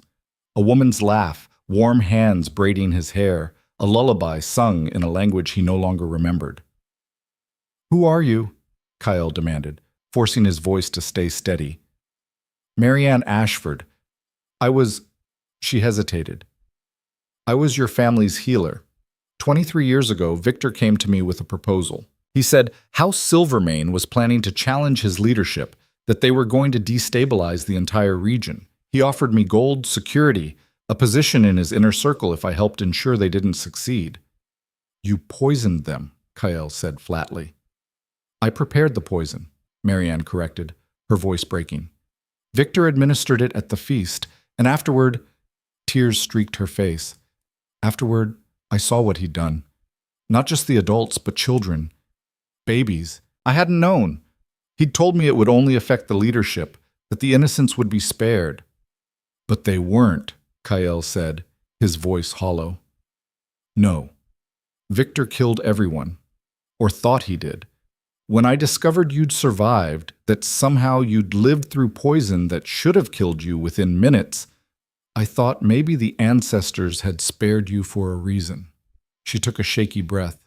"I've spent 23 years living with what I helped do. When I heard you were alive, heard you'd revealed yourself, I knew I had to come forward, to give you the truth, to try to make this right."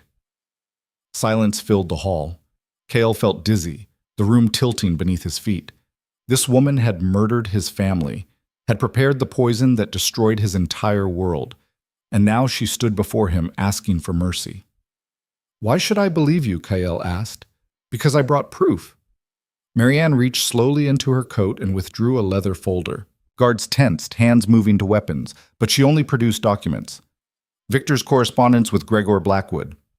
Detailed plans for eliminating House Silvermane. Proof that 5 other pack leaders knew and supported the conspiracy.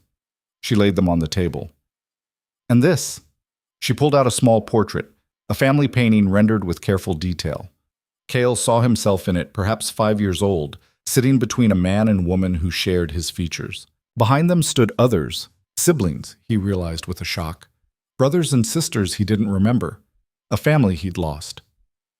"Your mother asked me to paint this," Marianne whispered. "2 weeks before the feast. She wanted to commemorate your 5th birthday." Her voice broke completely. "I killed them all for golden promises, and now I'm asking you, begging you, to let me help destroy the people who made me a monster." Cale stared at the portrait, at faces that should have been familiar but felt like strangers. Grief he didn't know he'd been carrying crashed over him like an avalanche. These people had loved him, had raised him, had died because they stood in Victor's way, and this woman had helped murder them. "Lock her in the cells," Kyle said quietly, "under guard. If her information checks out, we'll discuss terms. If it doesn't," he met her eyes, "you'll share Victor's fate." Relief and terror warred on Marianne's face as guards led her away. When they were gone, Kyle sagged against the table, his legs suddenly unable to support his weight. "That was well handled," Lucien said carefully. "I want her dead," Kyle whispered. "I want all of them dead. Everyone who helped Victor, everyone who knew and did nothing." "I know," Lucien replied. "But you need her testimony to bring down the others. You need her cooperation to prove the conspiracy extends beyond Iron Fang. Justice requires—" "Justice?" Kale's voice cracked. "My family is dead. I grew up thinking I was nobody, that I deserved the contempt and cruelty. And all along, I was someone they'd tried to erase." He looked at Lucien. "Where's the justice in that?" Lucien had no answer. Because there was no answer. Some wounds didn't heal. Some losses couldn't be avenged in ways that made the pain stop. Marcus cleared his throat. "The documents she brought, if they're legitimate, they change our tactical situation significantly. Gregor's defenses are outlined in detail. Guard rotations, weak points in his fortifications, supply routes." His expression was grim. "This information is good, maybe too good." "You think it's false?" Magistrate Frost asked. "I think it's convenient," Marcus said. "A conspirator shows up with perfect intelligence right when we need it, right before we march into enemy territory?" He shook his head. "It smells like bait." "Then we verify it," Lucien decided. "Send scouts to Blackwood territory, confirm the guard rotations, check the defensive positions. If her information is accurate, we use it. If it's false, we know she's trying to lead us into a trap." "That takes time," Marcus protested. "Time we don't have if Gregor is planning to strike." "Then we move fast," Kyle said, forcing strength back into his voice. "Send the scouts now. Have them report back by dawn. We march at first light regardless, but at least we'll know if we're walking into an ambush." It was a compromise. Not perfect, but functional. Marcus nodded and left to organize the scouting party. Magistrate Frost departed to examine Marianne's documents more closely. That left Kyle alone with Lucien and the ever-present Pups. "You should rest," Lucien said. "Tomorrow will be brutal." "I can't," Kyle admitted. "Every time I close my eyes, I see that portrait. See faces I should remember but don't. My mind knows they were my family, but my heart—" He pressed a hand to his chest. "My heart doesn't feel anything. It's like grieving for strangers." "That's the poison," Lucien said quietly. "Whatever Victor used didn't just nearly kill you. It damaged something deeper. Memories, emotional connections. You survived, but parts of you died anyway." The explanation made horrible sense. It explained the emptiness Kyle had always felt, the inability to form attachments, the sense of being disconnected from the world. Victor hadn't just tried to kill him. He'd tried to erase who Kyle had been, and almost succeeded.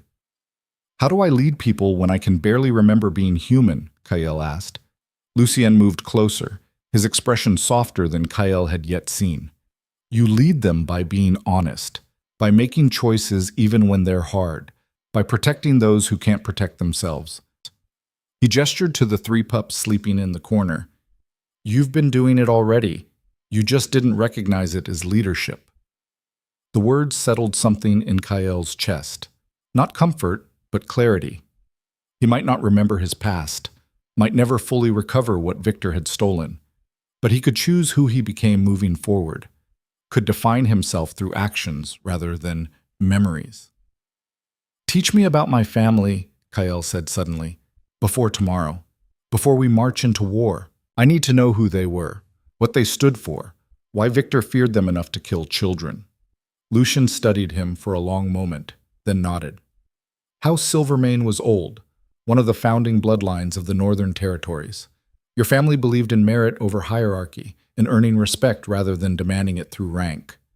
They challenged the traditional alpha-beta-omega structure, argued that power should come from ability and character, not birth designation. That's why Victor killed them, Kyle said, understanding clicking into place. They threatened the entire system he built his power on. Exactly. If Silvermane philosophy had spread, if other packs had started questioning the rigid hierarchy, Lucien shrugged. People like Victor would have lost their absolute authority, so he eliminated the threat before it could grow. And I'm that threat now, Kyle realized. An Omega who refuses to accept his place, who stands where alphas are supposed to stand, who questions the system. You're more than a threat, Lucian corrected. You're proof the system is broken. That strength comes in forms the old ways don't recognize or value. That's why half your pack hates you and the other half is terrified. Because if you succeed, if you prove an Omega can lead, it undermines everything they've built their identities on. The weight of that understanding nearly crushed Kyle. He wasn't just fighting conspirators or corrupt pack leaders. He was fighting centuries of tradition, belief systems that ran deeper than conscious thought, a social structure that defined how millions of shifters understood their place in the world. One invisible Omega against the foundations of civilization. I can't do this, Kyle whispered. I know, Lucien said, but you're going to anyway.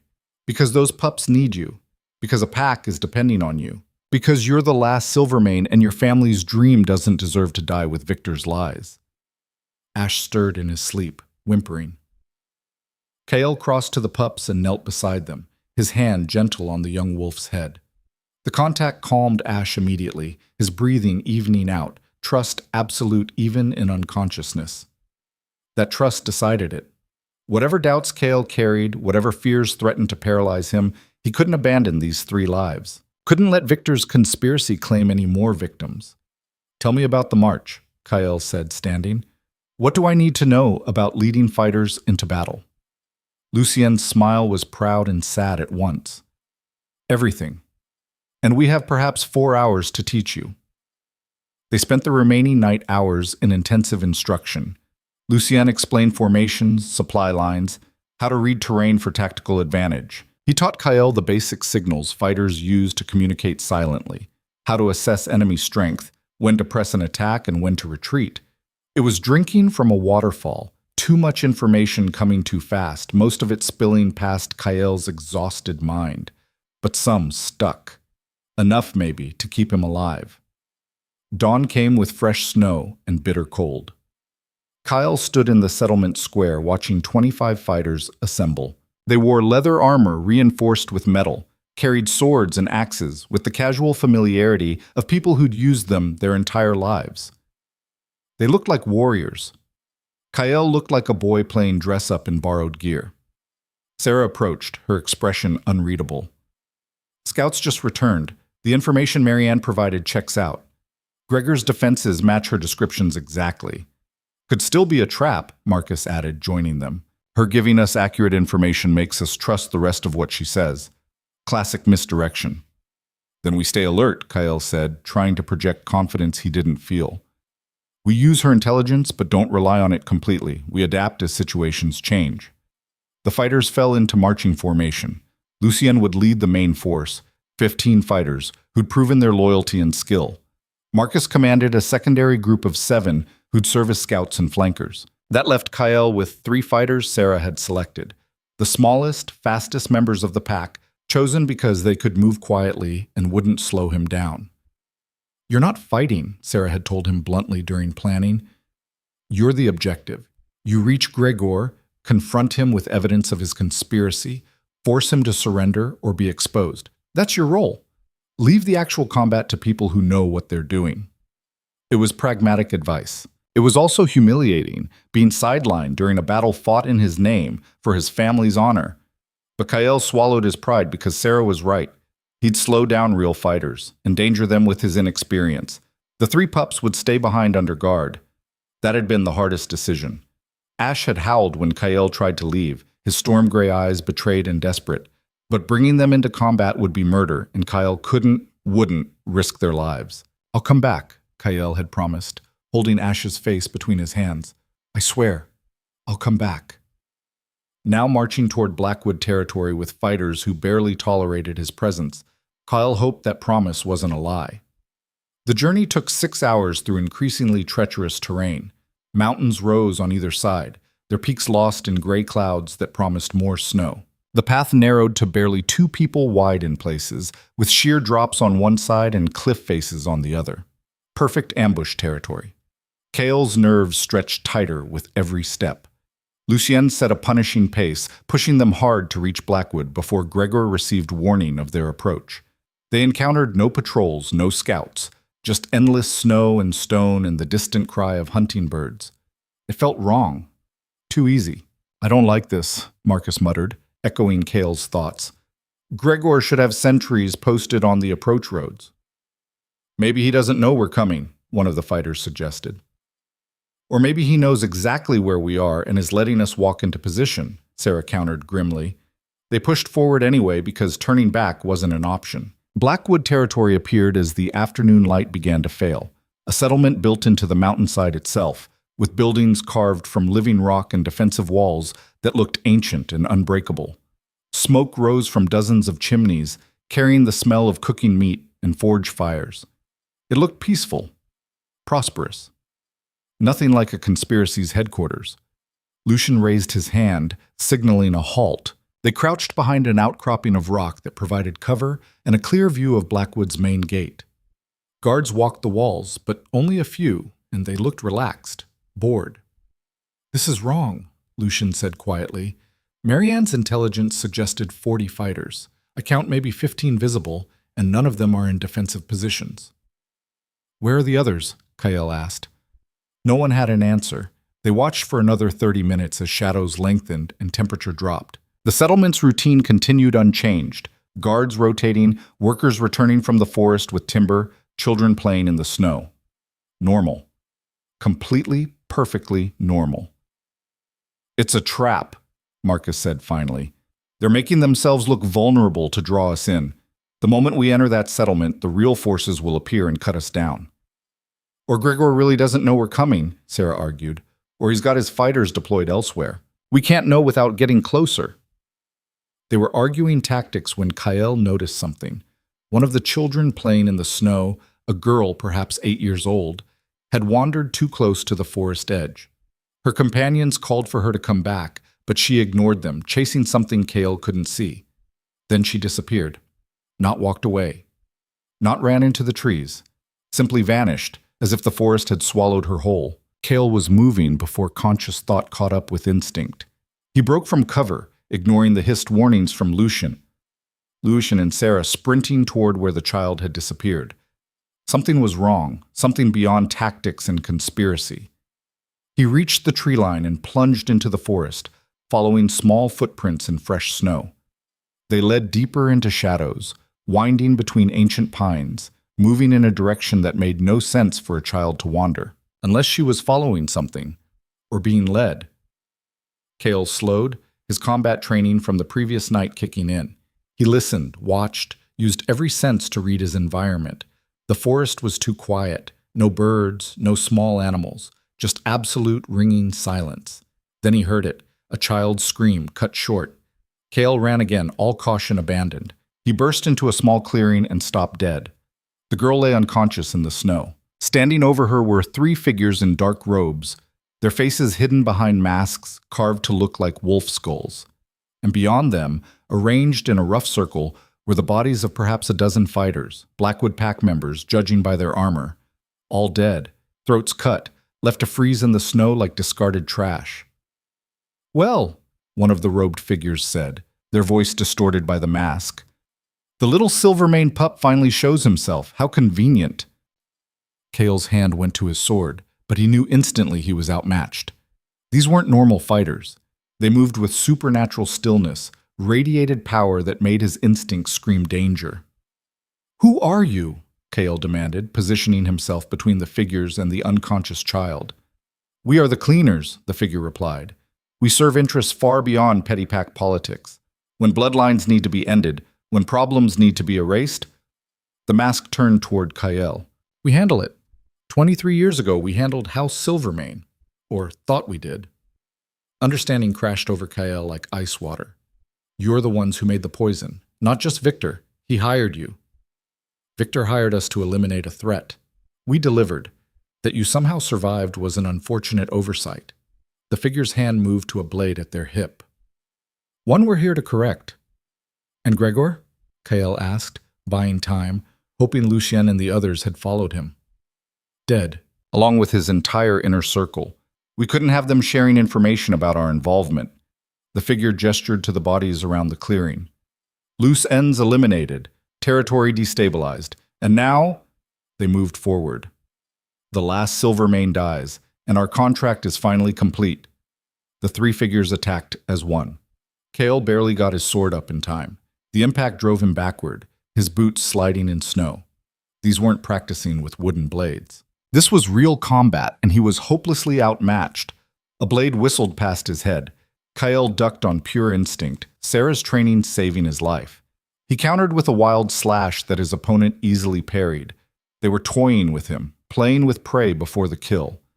Then something erupted inside Kyle, the same power he'd felt in Victor's clearing, but stronger now, more focused. It poured through him like molten gold, demanding release. His vision sharpened. Time seemed to slow. He could see the micro-movements that telegraphed attacks, read intentions in body language, predict strikes before they came. His sword moved without conscious direction, blocking a thrust that should have killed him. He rolled under a horizontal slash, came up inside his opponent's guard, and drove his blade into the gap between armor plates. The cleaner stumbled back, dark blood staining the snow. Impossible, the figure hissed. You can't. Kale didn't let them finish. He pressed his advantage, fighting with a skill he didn't possess, moving with grace his body shouldn't have. The power flooding through him wasn't his own. It was something ancient, something that had slept in his blood until desperation called it forth. Silvermane legacy. His family's gift. Awakening. The other two cleaners abandoned their casual approach and came at him seriously. Kale met them blade for blade, his sword singing through cold air, his movements a blur. He was still outmatched. They had experience, training, supernatural abilities of their own. But now he had a chance. Then Lucien crashed into the clearing with Marcus and the others behind him. The Alpha King took in the scene instantly.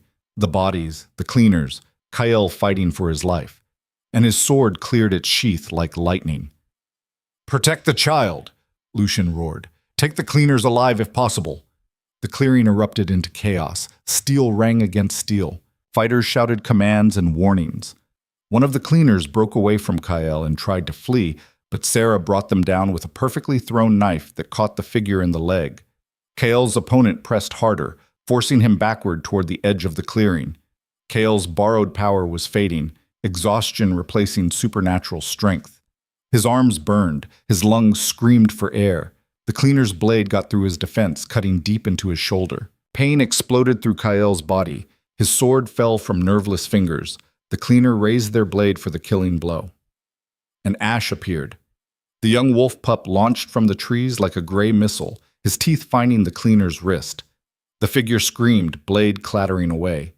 Behind Ash came Ember and Ghost, their small bodies no match for armored fighters, but their courage absolute.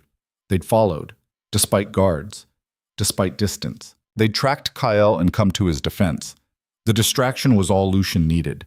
The Alpha King's blade took the cleaner through the chest, ending their scream mid-breath. The figure collapsed, their wolf skull mask cracking against stone. Sudden silence fell over the clearing. 2 cleaners dead, 1 wounded and captured. The unconscious child still breathing. Kale bleeding in the snow with 3 pups pressed against him, their warmth the only thing keeping shock at bay. "Medical supplies," Lucien ordered. "Now.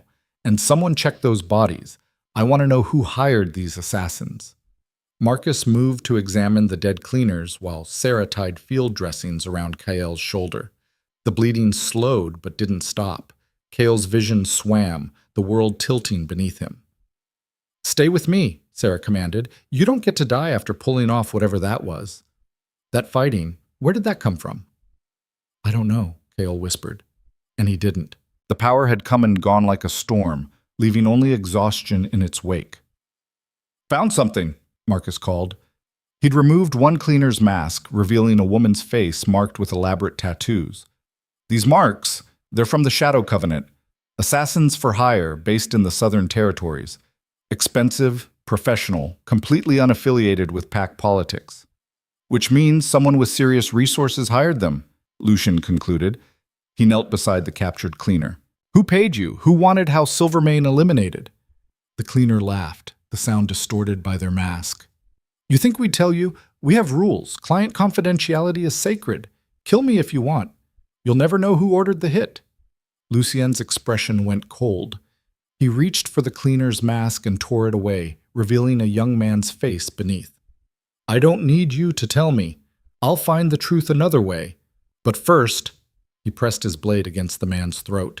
You're going to tell me everything about how Victor contacted you, how the assassination was planned, and every detail of the original Silvermane poisoning. Or what? The cleaner sneered. You'll kill me? I'm dead anyway. My failure here guarantees the Covenant will hunt me down. Nothing you can threaten compares to... His words cut off as Kyle dragged himself to his feet and stumbled to where the cleaner lay bound. Blood soaked Kyle's shoulder, dripped into the snow, but his eyes blazed with something beyond pain. You murdered my family, Kyle said quietly. Poisoned children, left them to die slowly while you collected your payment, and now you're lying in the snow trying to negotiate dignity. He picked up a fallen sword, the blade heavy in his injured arm. You don't get dignity. You get a choice. Talk, or I spend the next hour carving answers out of your flesh. The cleaner's sneer faltered. Something in Kyle's voice, in his expression, the absolute willingness to follow through, broke through professional detachment. The client was never Victor, the cleaner said finally. He was just the local contact. The actual client, the one who paid, was someone in the royal court. Someone who wanted Silvermane philosophy eliminated before it could spread to other territories. The words hung in the frigid air like poison gas. Lucien's face went absolutely still. You're lying. I'm dying, the cleaner corrected. What reason do I have to lie? The client's identity was kept secret from us, but the payment came through royal channels. Someone with access to the crown's resources wanted your precious Silvermane bloodline erased, and they almost succeeded. Kael's world tilted again, but this time it wasn't from blood loss. Someone in the royal court. Someone close to Lucien or perhaps even above him in the power structure. The conspiracy went deeper than any of them had imagined. Names, Lucien demanded. Give me names. I don't have names, the cleaner said. I have a dead drop location where payment was received. I have a code word the client used. That's all we ever got. The Covenant doesn't ask questions when the money's good enough. Lucien looked like he'd been struck. His certainty, his control, everything that made him the Alpha King, cracked for just a moment. Then iron discipline reasserted itself. Marcus, secure him. We take him back to Ironfang for formal interrogation. Lucien stood, his movements sharp with barely contained rage. Sarah, get Kyle stabilized. The rest of you search the bodies. I want every piece of evidence, every scrap of information.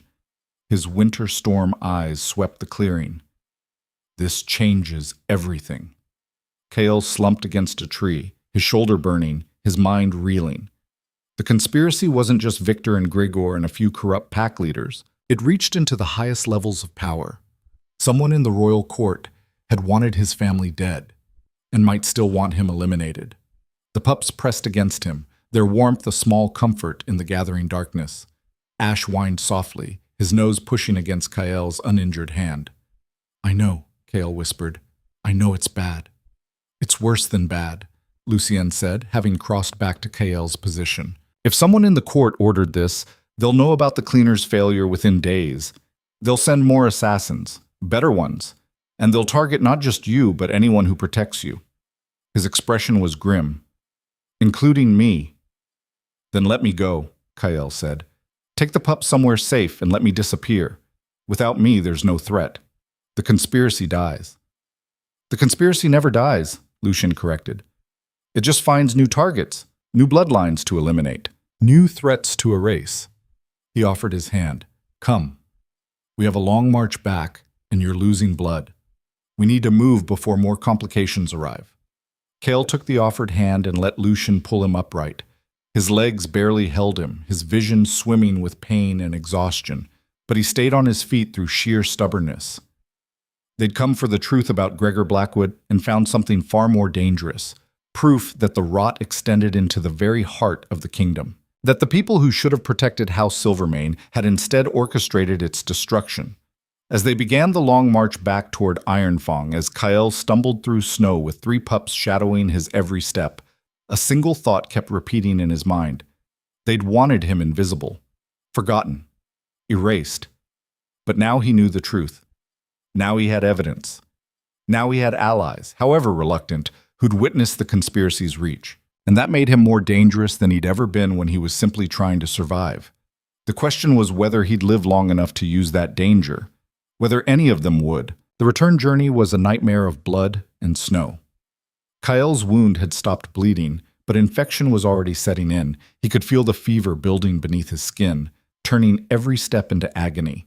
The pups refused to leave his side, Ash and Ember flanking him while Ghost walked ahead, as if the smallest of them could somehow clear a path through the darkness. Lucian set a brutal pace despite Kyle's condition. We need to reach Ironfang before whoever ordered this realizes the cleaners failed, the Alpha King said, his voice tight with urgency. Every hour we delay is another hour for them to send reinforcements. They made camp after midnight in a shallow cave that offered minimal shelter from the wind. Sarah redressed Kyle's wound with supplies scavenged from the dead cleaners, her touch efficient but not gentle. You're running hot, she said bluntly. The wound's infected. We need to get you to a proper healer within 24 hours or you're going to lose the arm. Maybe your life. Then we keep moving, Kyle said through gritted teeth. You need rest, Marcus argued. He'd been uncharacteristically quiet since the clearing, his expression troubled. Push too hard and you'll collapse. Then we'll have to carry you, which slows everyone down.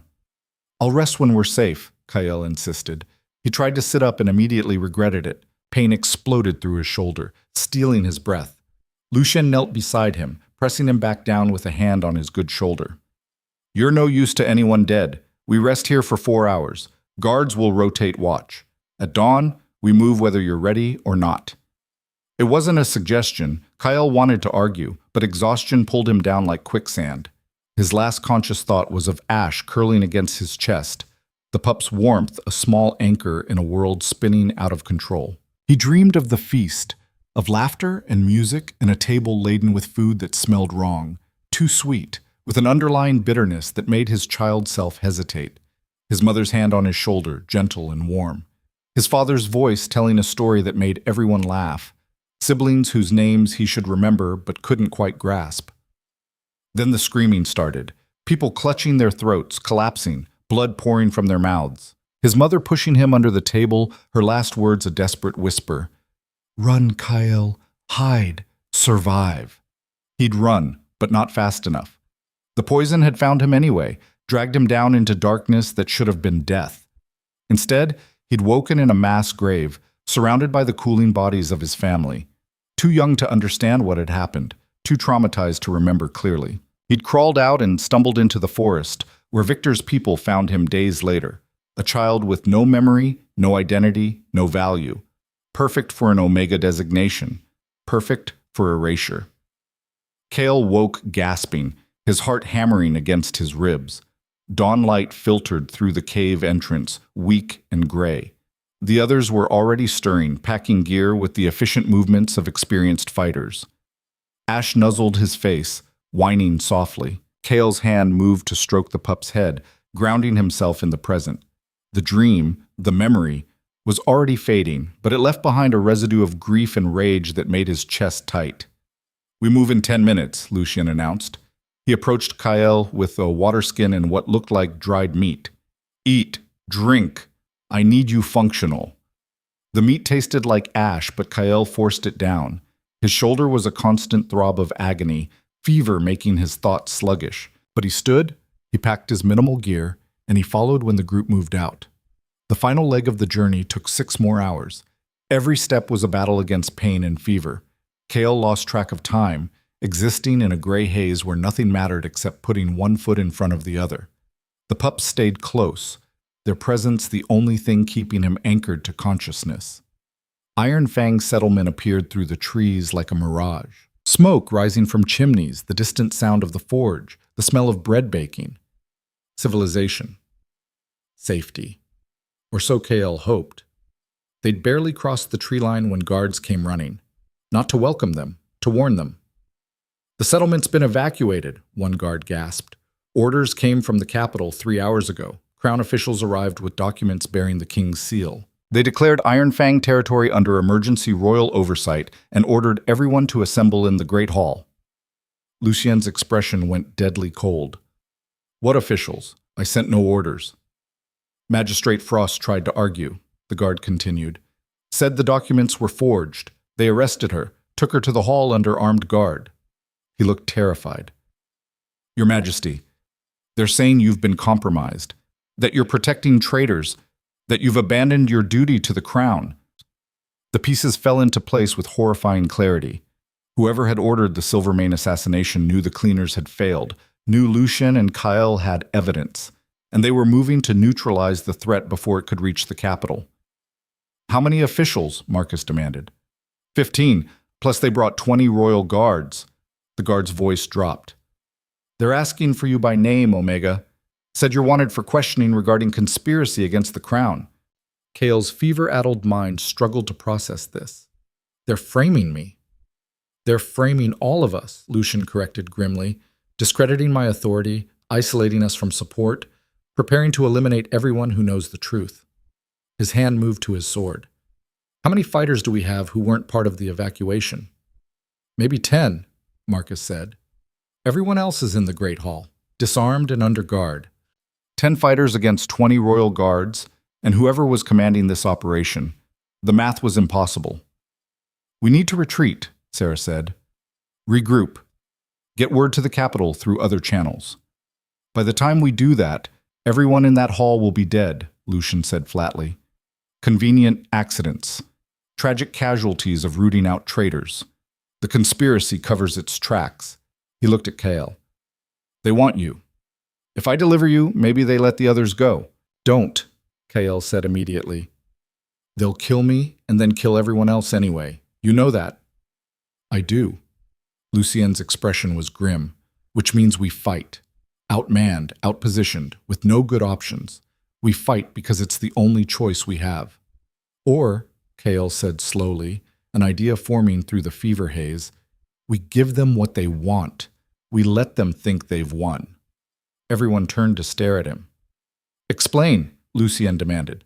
Kael's legs felt like water, his vision swimming, but his mind was crystallizing around a plan born of desperation and years of invisibility. "They want to arrest me, want to question me. That means they need me alive, at least temporarily, so I surrender, walk into the Great Hall, let them think they've captured the threat." "That's suicide," Marcus said flatly. "Maybe," Kale agreed. "But while they're focused on me, focused on the questioning and the show trial they're probably planning, you get everyone else out.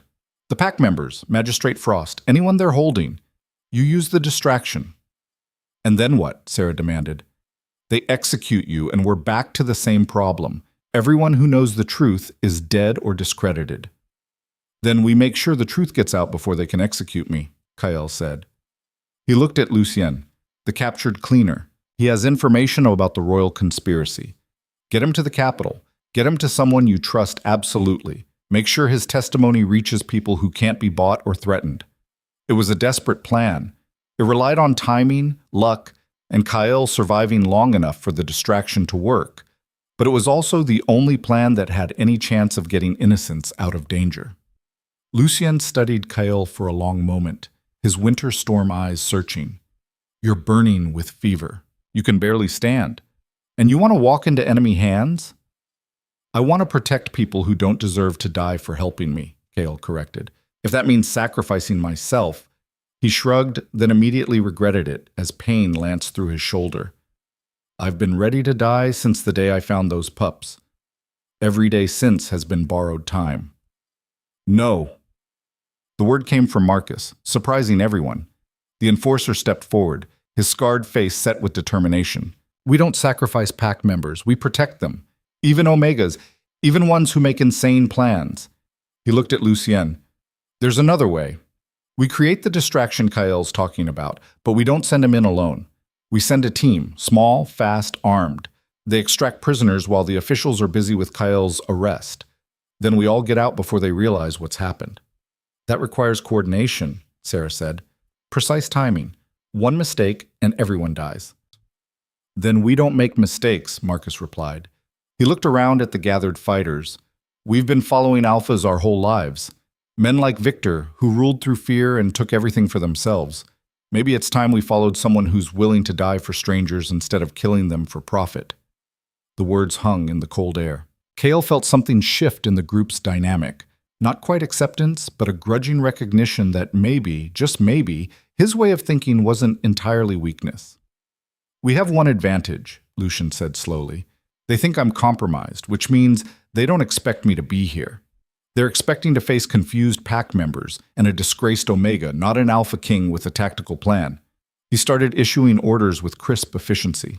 Marcus, take 5 fighters and position yourselves at the hall's 3 exits. When chaos starts, you move. Get everyone out through the kitchen entrance. It's the least guarded. Sarah, you're with me. We're going to the cells to secure the cleaner and any other prisoners. Kael, he paused. You're going to walk through that front gate and buy us time. How long do you need? Kael asked. 10 minutes from when you enter the hall. Can you give us that? 10 minutes of facing trained guards, hostile officials, and probably torture or execution. 10 minutes of staying conscious despite fever and blood loss. 10 minutes of being the most visible he'd ever been in his entire invisible life. I can give you 10 minutes, Kael said. The pups whined, sensing something wrong.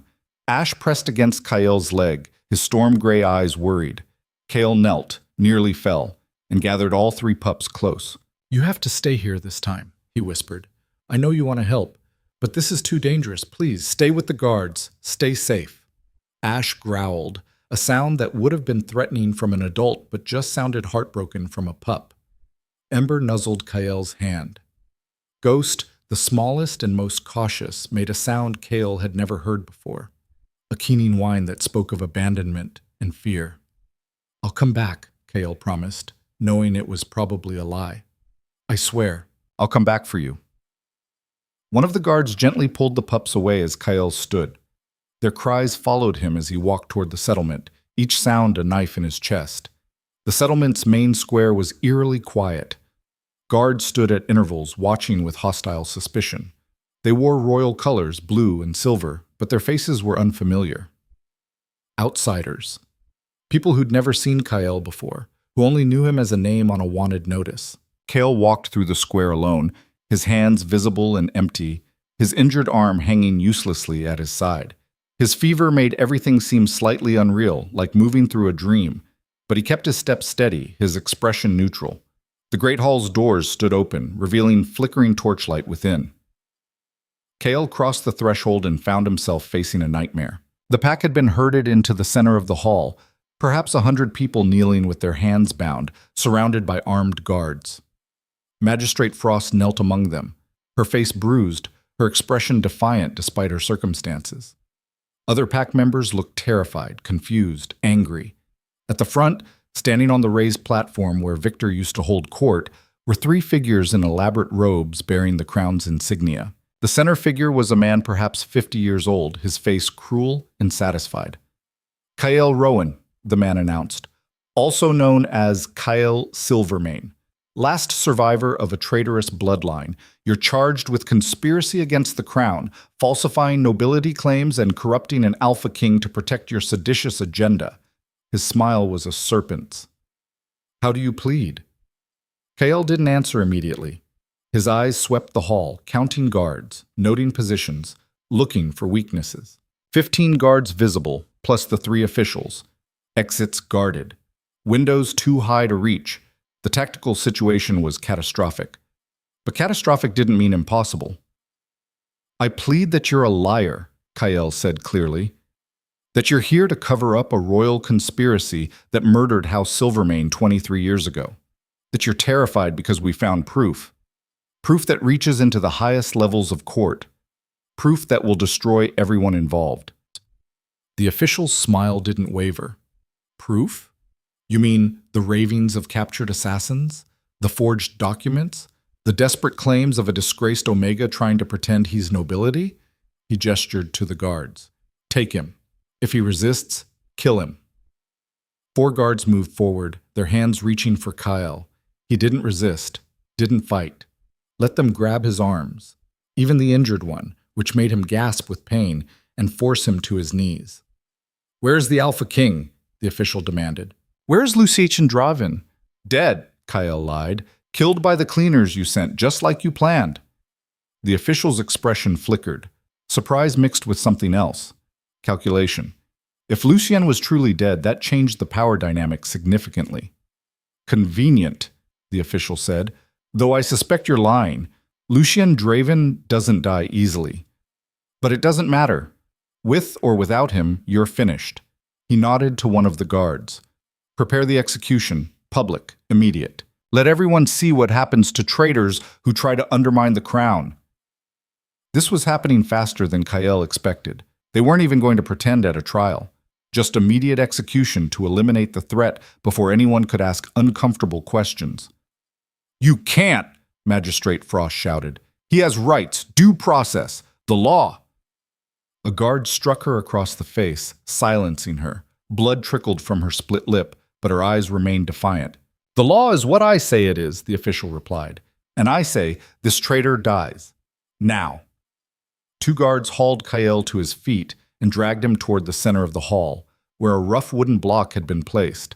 An execution block. They were going to behead him in front of the entire pack. Kyle's mind raced, counting seconds. How long had it been since he'd entered? 3 minutes? 4? Not enough. He needed more time. Wait, Kyle gasped. I'll tell you everything. Where the evidence is hidden, who Lucien contacted, everyone involved in the investigation. Just give me a moment. The official hesitated. Information was valuable, especially if there were loose ends to eliminate. Speak. The documents, Kyle said, buying seconds with every word.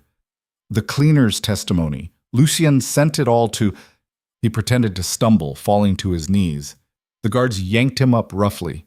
To someone in the capital, someone he trusted. I can give you the name. Who? The officials demanded. I need water, Kyle said. Fever. Can't think. Just water. Then I'll tell you everything. It was a transparent stalling tactic, but the official's greed for information won over impatience.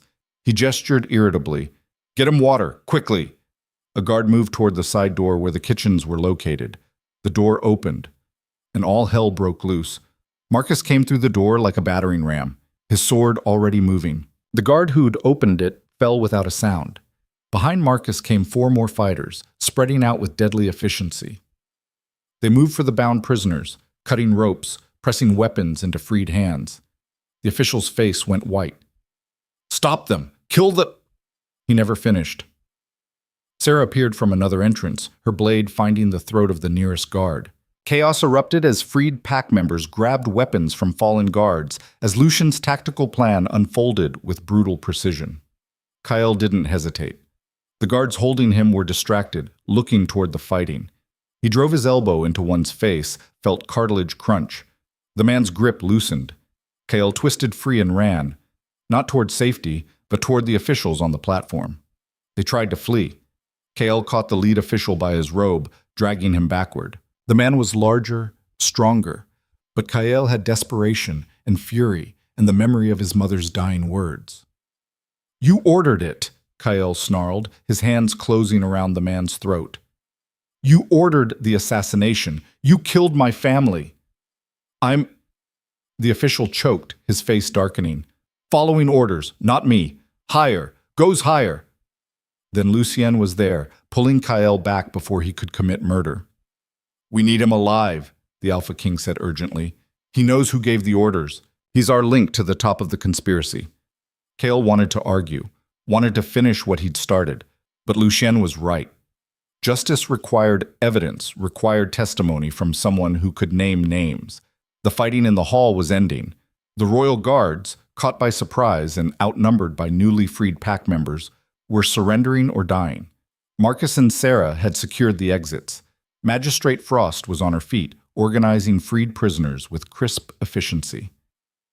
They'd done it. Against impossible odds, they'd actually done it. "Get everyone out," Lucien ordered. "Now, before reinforcements arrive. Head for the northern caves. We'll regroup there." The pack moved with desperate speed, filing out through the kitchen exit Marcus had secured. Some carried wounded. Others helped children and elderly members who'd been forced to kneel for hours. The evacuation was messy but functional. Kael stood in the center of the hall, his legs finally giving out. He collapsed, his vision swimming.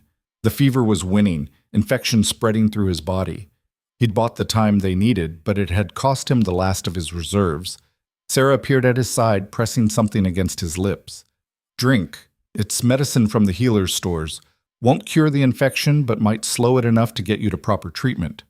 The liquid burned going down, bitter and harsh. But within moments, Kael felt clarity returning. Not strength, his body was still failing, but mental focus. "The pups," he managed. "Where?" "Safe," Marcus said, kneeling beside him. "They're with the guards at the tree line. Tried to follow you inside, but we held them back." His expression was almost gentle. "They're fine, Kael. Because of you. We're all fine because of you." The words meant more than Marcus probably realized. Recognition from someone who'd spent years treating Kael as beneath contempt. Acknowledgement that maybe, just maybe, an Omega's choices could matter. Lucien hauled the captured official to his feet. The man's face was bruised, his expensive robes torn, his arrogance shattered. "You're going to tell me everything," the Alpha King said quietly. "Every name, every order, every piece of this conspiracy. And you're going to do it in front of witnesses who'll swear to your testimony." "I can't," the official gasped. "They'll kill me. They'll kill my family. You don't understand the power you're confronting." "Then help us confront it," Lucien interrupted. "Or die here. Your choice."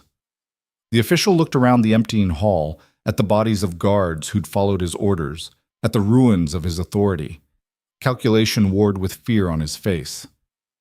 "There's a council," he said finally. 7 members. They've ruled from the shadows for generations. They decide which bloodlines survive, which territories prosper, which leaders live or die. His voice dropped to a whisper. "They ordered the Silvermane assassination because your family's philosophy threatened their control, threatened the entire hierarchy they'd built." "Names," Lucien demanded. "I don't have names. The council operates in complete secrecy. Only the highest-ranking court officials even know it exists, but—" He hesitated. "There's a meeting, tomorrow night, in the capital. They're gathering to discuss the Silvermane problem and how to eliminate it permanently." Lucien and Magistrate Frost exchanged glances. "If we could interrupt that meeting," Frost said slowly, "if we could expose them publicly before witnesses they couldn't silence, it would end the conspiracy," Lucien finished. "Force everything into the open where they can't hide." He looked at Kael.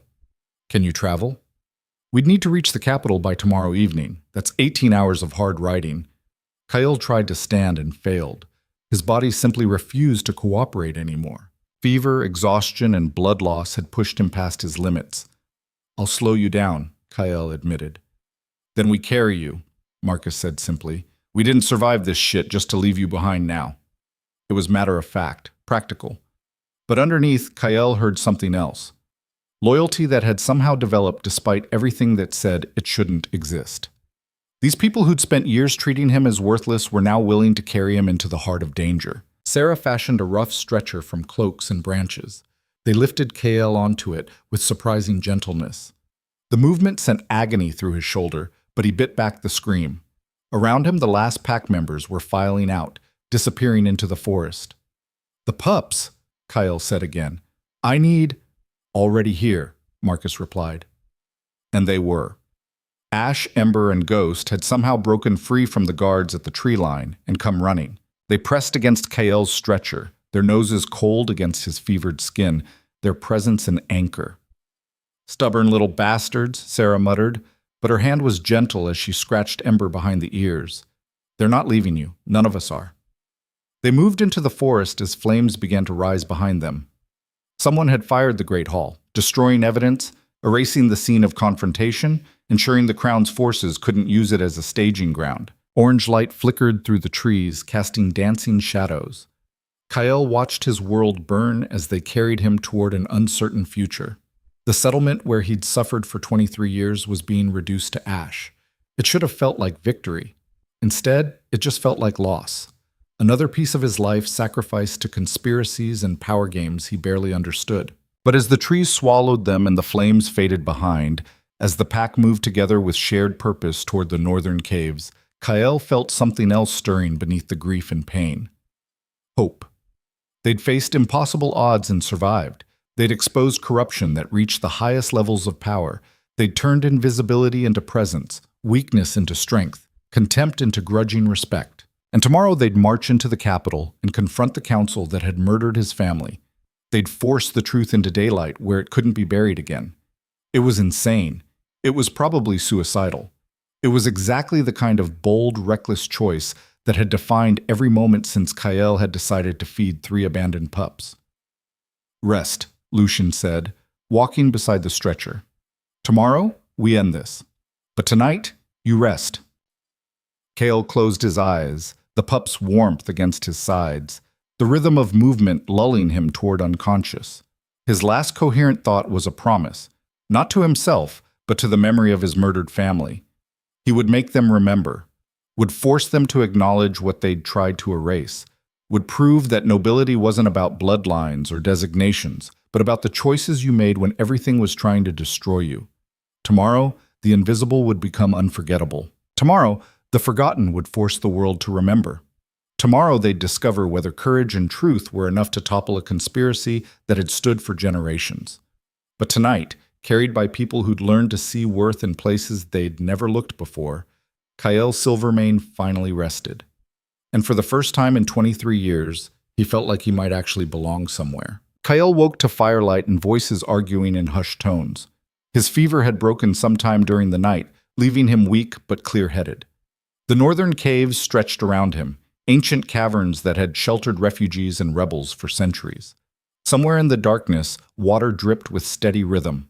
The pups were curled against him, their breathing soft and even. Ash's head rested on Kyle's chest, a warm weight that anchored him to consciousness. When Kyle shifted, trying to sit up, all 3 stirred immediately, alert, protective, refusing to let him face danger alone. "Easy," Sarah's voice came from nearby. She appeared with fresh bandages and a bowl of something that smelled medicinal. "Your fever broke, but the infection's still there. You need to keep the wound clean and rest as much as possible." "How long until we reach the capital?" Kale asked, his voice rough from disuse. "We're not going to the capital," Sarah replied. "Change of plans." That brought Kyle fully awake. "What? We have to—" "The council meeting is a trap," Lucian said, emerging from the shadows. The Alpha King looked exhausted, his face drawn with stress and sleepless nights. Magistrate Frost and I spent the night interrogating our captured official. His story kept changing, small details that didn't add up. He was feeding us information designed to lead us into an ambush. Kale's stomach dropped. Then we have nothing. No way to expose the council. No evidence they'll accept. "We have something better," Magistrate Frost said, joining them. Despite her bruised face and torn clothing, her eyes blazed with fierce intelligence. "We have the official's confession that the council exists. We have the cleaner's testimony about royal involvement. And we have you, living proof that House Silvermane survived." She smiled grimly. "We don't need to crash their secret meeting. We need to force them into the open where they can't hide." "How?" Kale asked. Lucian knelt beside him, his winter storm eyes intense. "By doing exactly what they fear most. By challenging the entire hierarchy publicly. By making your survival and your philosophy impossible to ignore or suppress." He paused. "We're calling a grand assembly." The words hung in the firelit air. Kale's limited education about royal protocol included enough to know what that meant. A gathering of all pack leaders from every territory, witnessed by common pack members and nobles alike.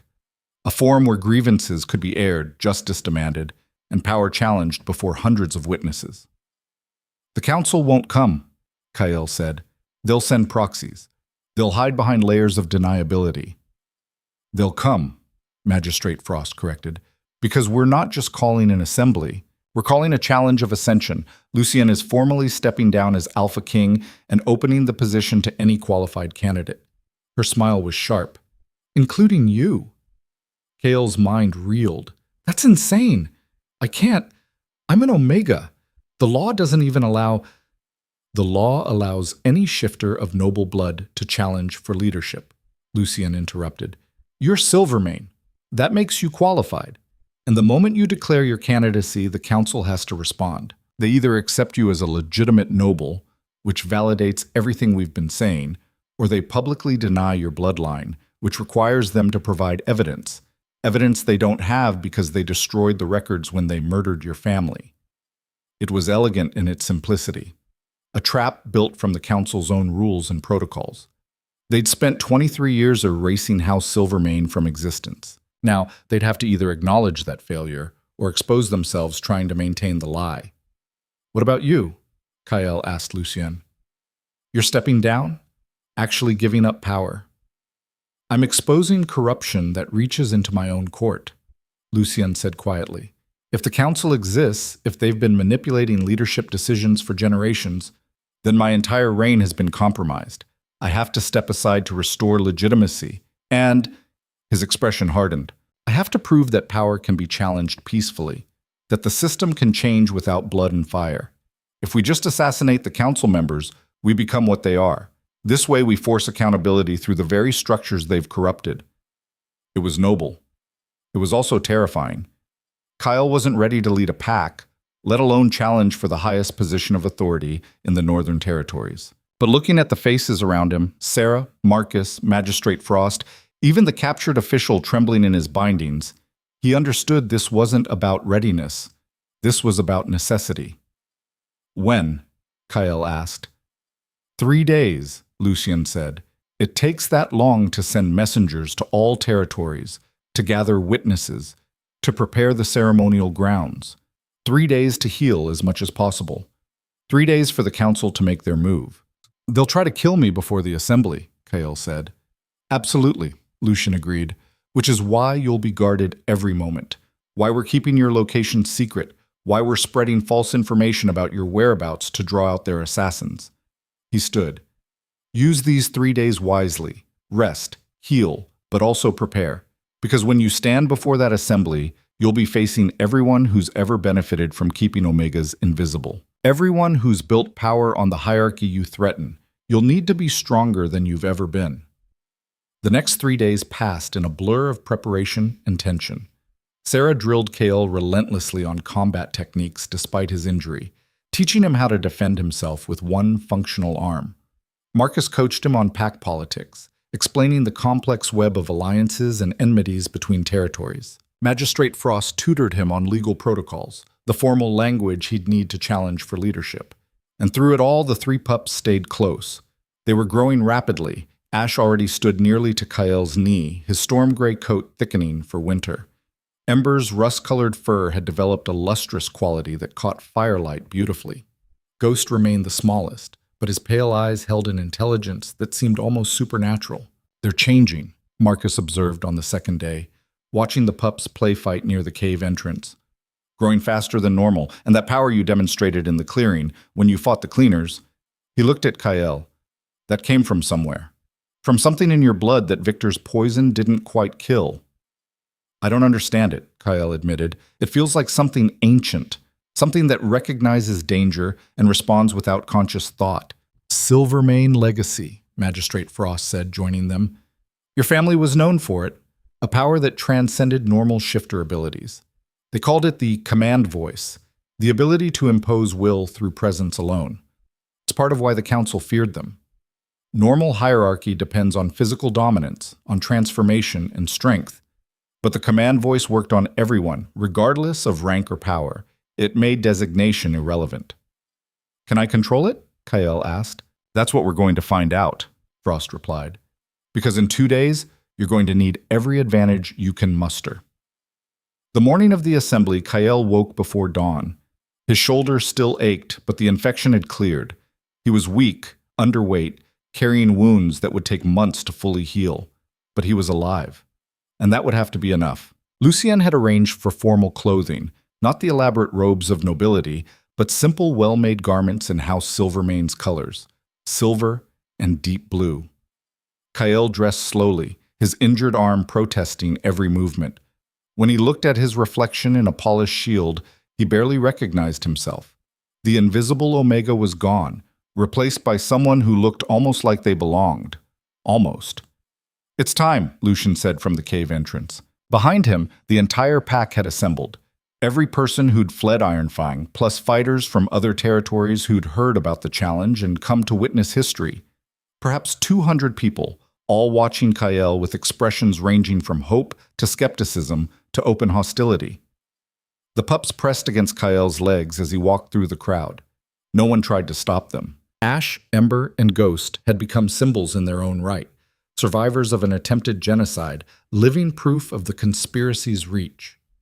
The journey to the ceremonial grounds took 4 hours through mountain passes still thick with snow. They traveled in a massive column, fighters at the front and rear, civilians in the middle, scouts ranging ahead to check for ambush. It should have felt like an army marching to war.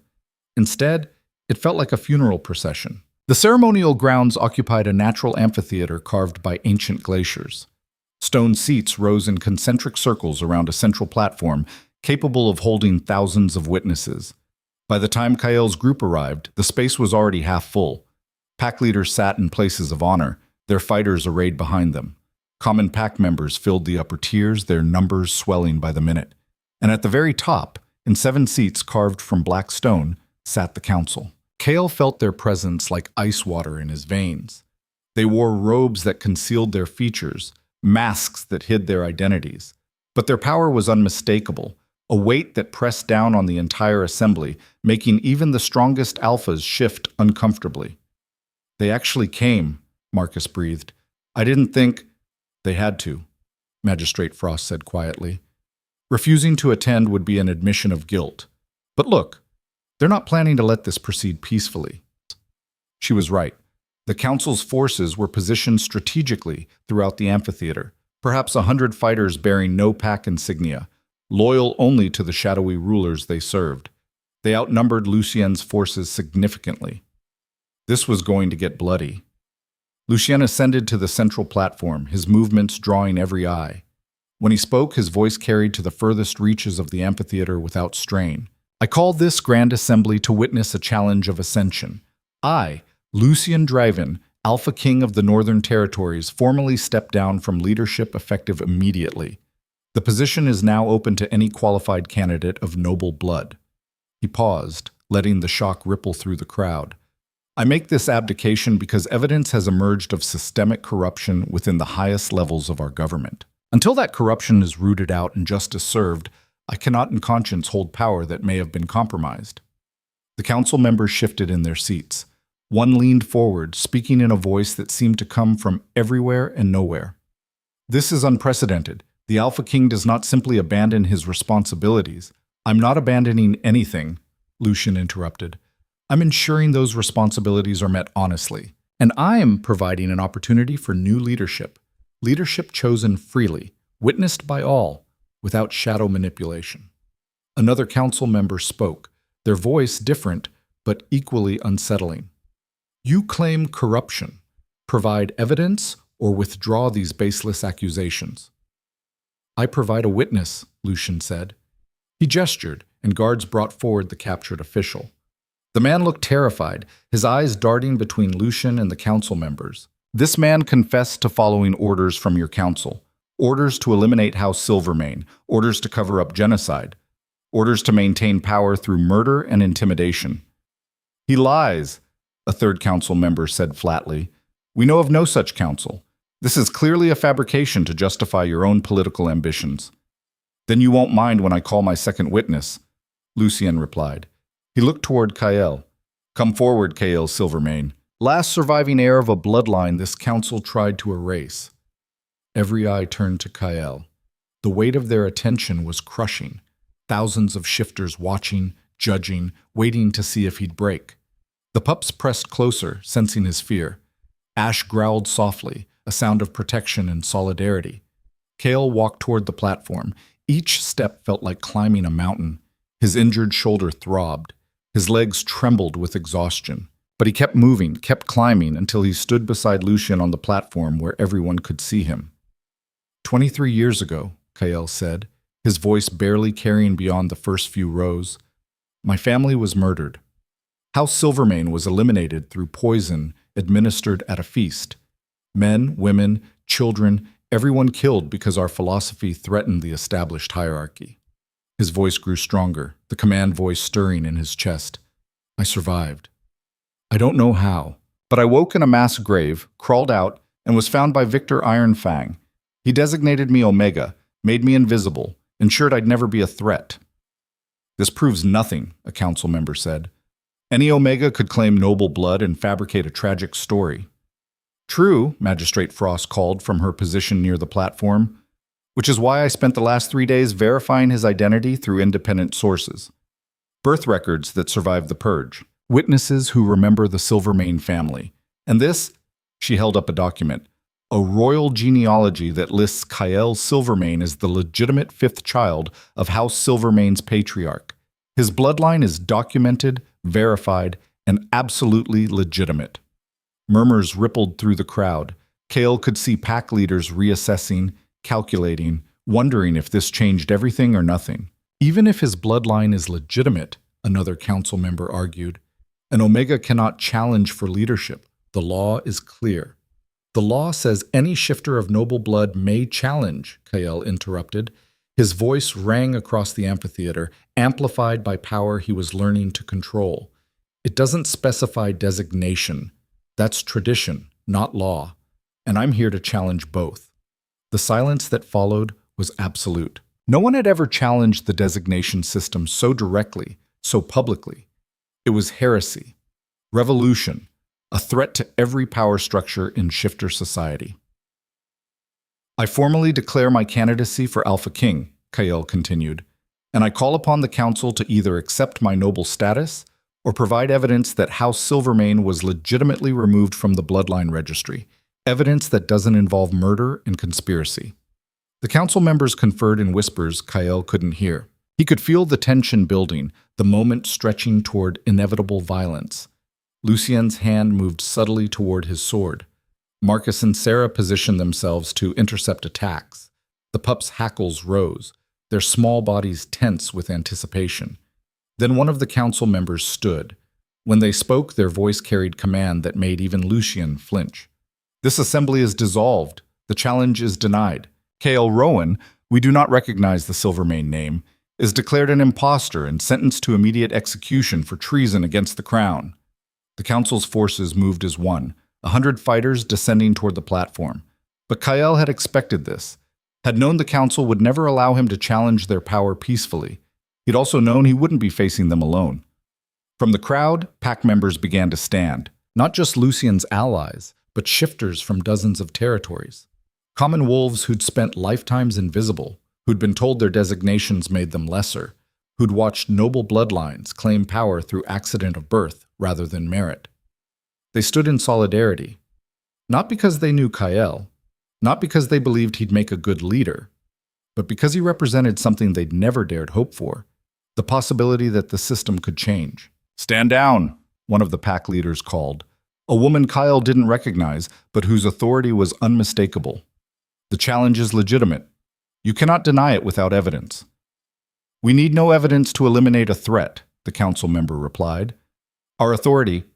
Your authority is granted by us," another pack leader interrupted, standing, "by the territories we represent, and we're withdrawing that grant. Until you prove your legitimacy, until you answer these accusations publicly, you have no power here." More pack leaders stood, then more. Within moments, the majority of the assembly was on their feet, their message clear. They would not accept the council's authority without accountability. The council member who'd spoken pulled back their hood, revealing a face Kael recognized from court documents. Lord Matthias Crane, a noble who'd served in advisory positions for 3 generations. His expression was twisted with rage and fear. "You fools," Crane snarled. "You have no idea what you're doing. The hierarchy exists for a reason. Without it, Without clear designation and structure, everything collapses into chaos. We maintained order. We kept the territory stable. We made the hard decisions so you didn't have to.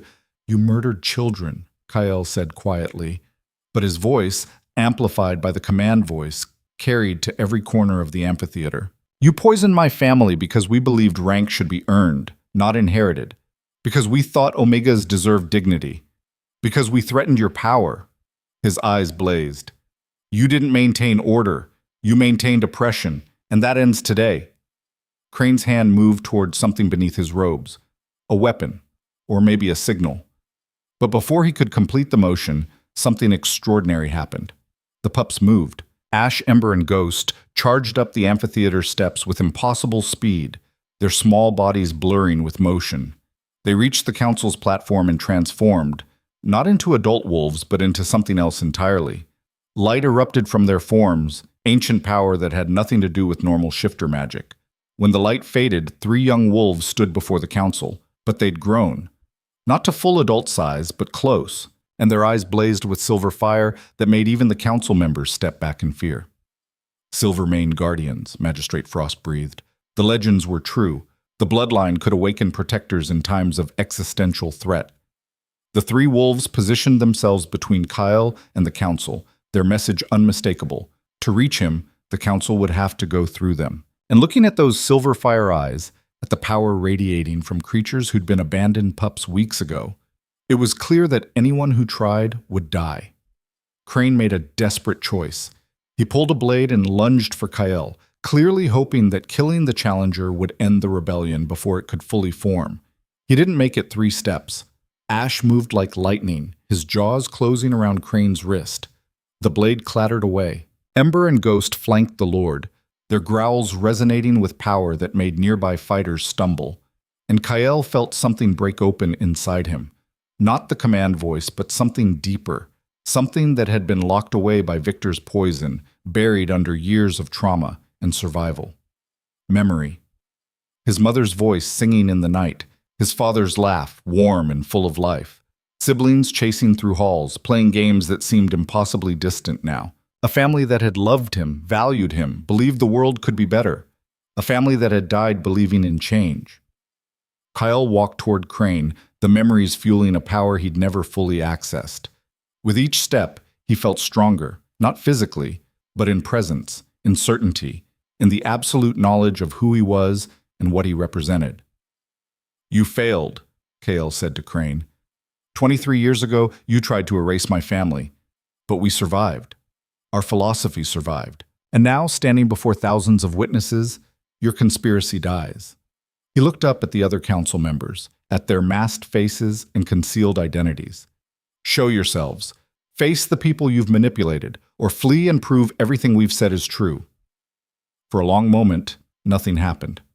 Then, one by one, the council members removed their masks. Lords and ladies Kael recognized from court documents, from history books, from legends of power and influence. Their faces were ancient, some impossibly old, kept alive through magic or medicine, or sheer stubborn refusal to die. We did what was necessary, one of them said, a woman who looked to be 100 years old. We maintained stability through centuries of chaos. We guided leadership, prevented wars, ensured survival. If that required eliminating threats, she looked directly at Kael. Then that was the price we paid. The price you paid? Kael's voice was soft, but it carried. My family paid. Thousands of Omegas who've lived invisible lives paid. Everyone who could have benefited from a merit-based system paid. You paid nothing. You just collected power and called it service. And what would you do differently? The woman challenged.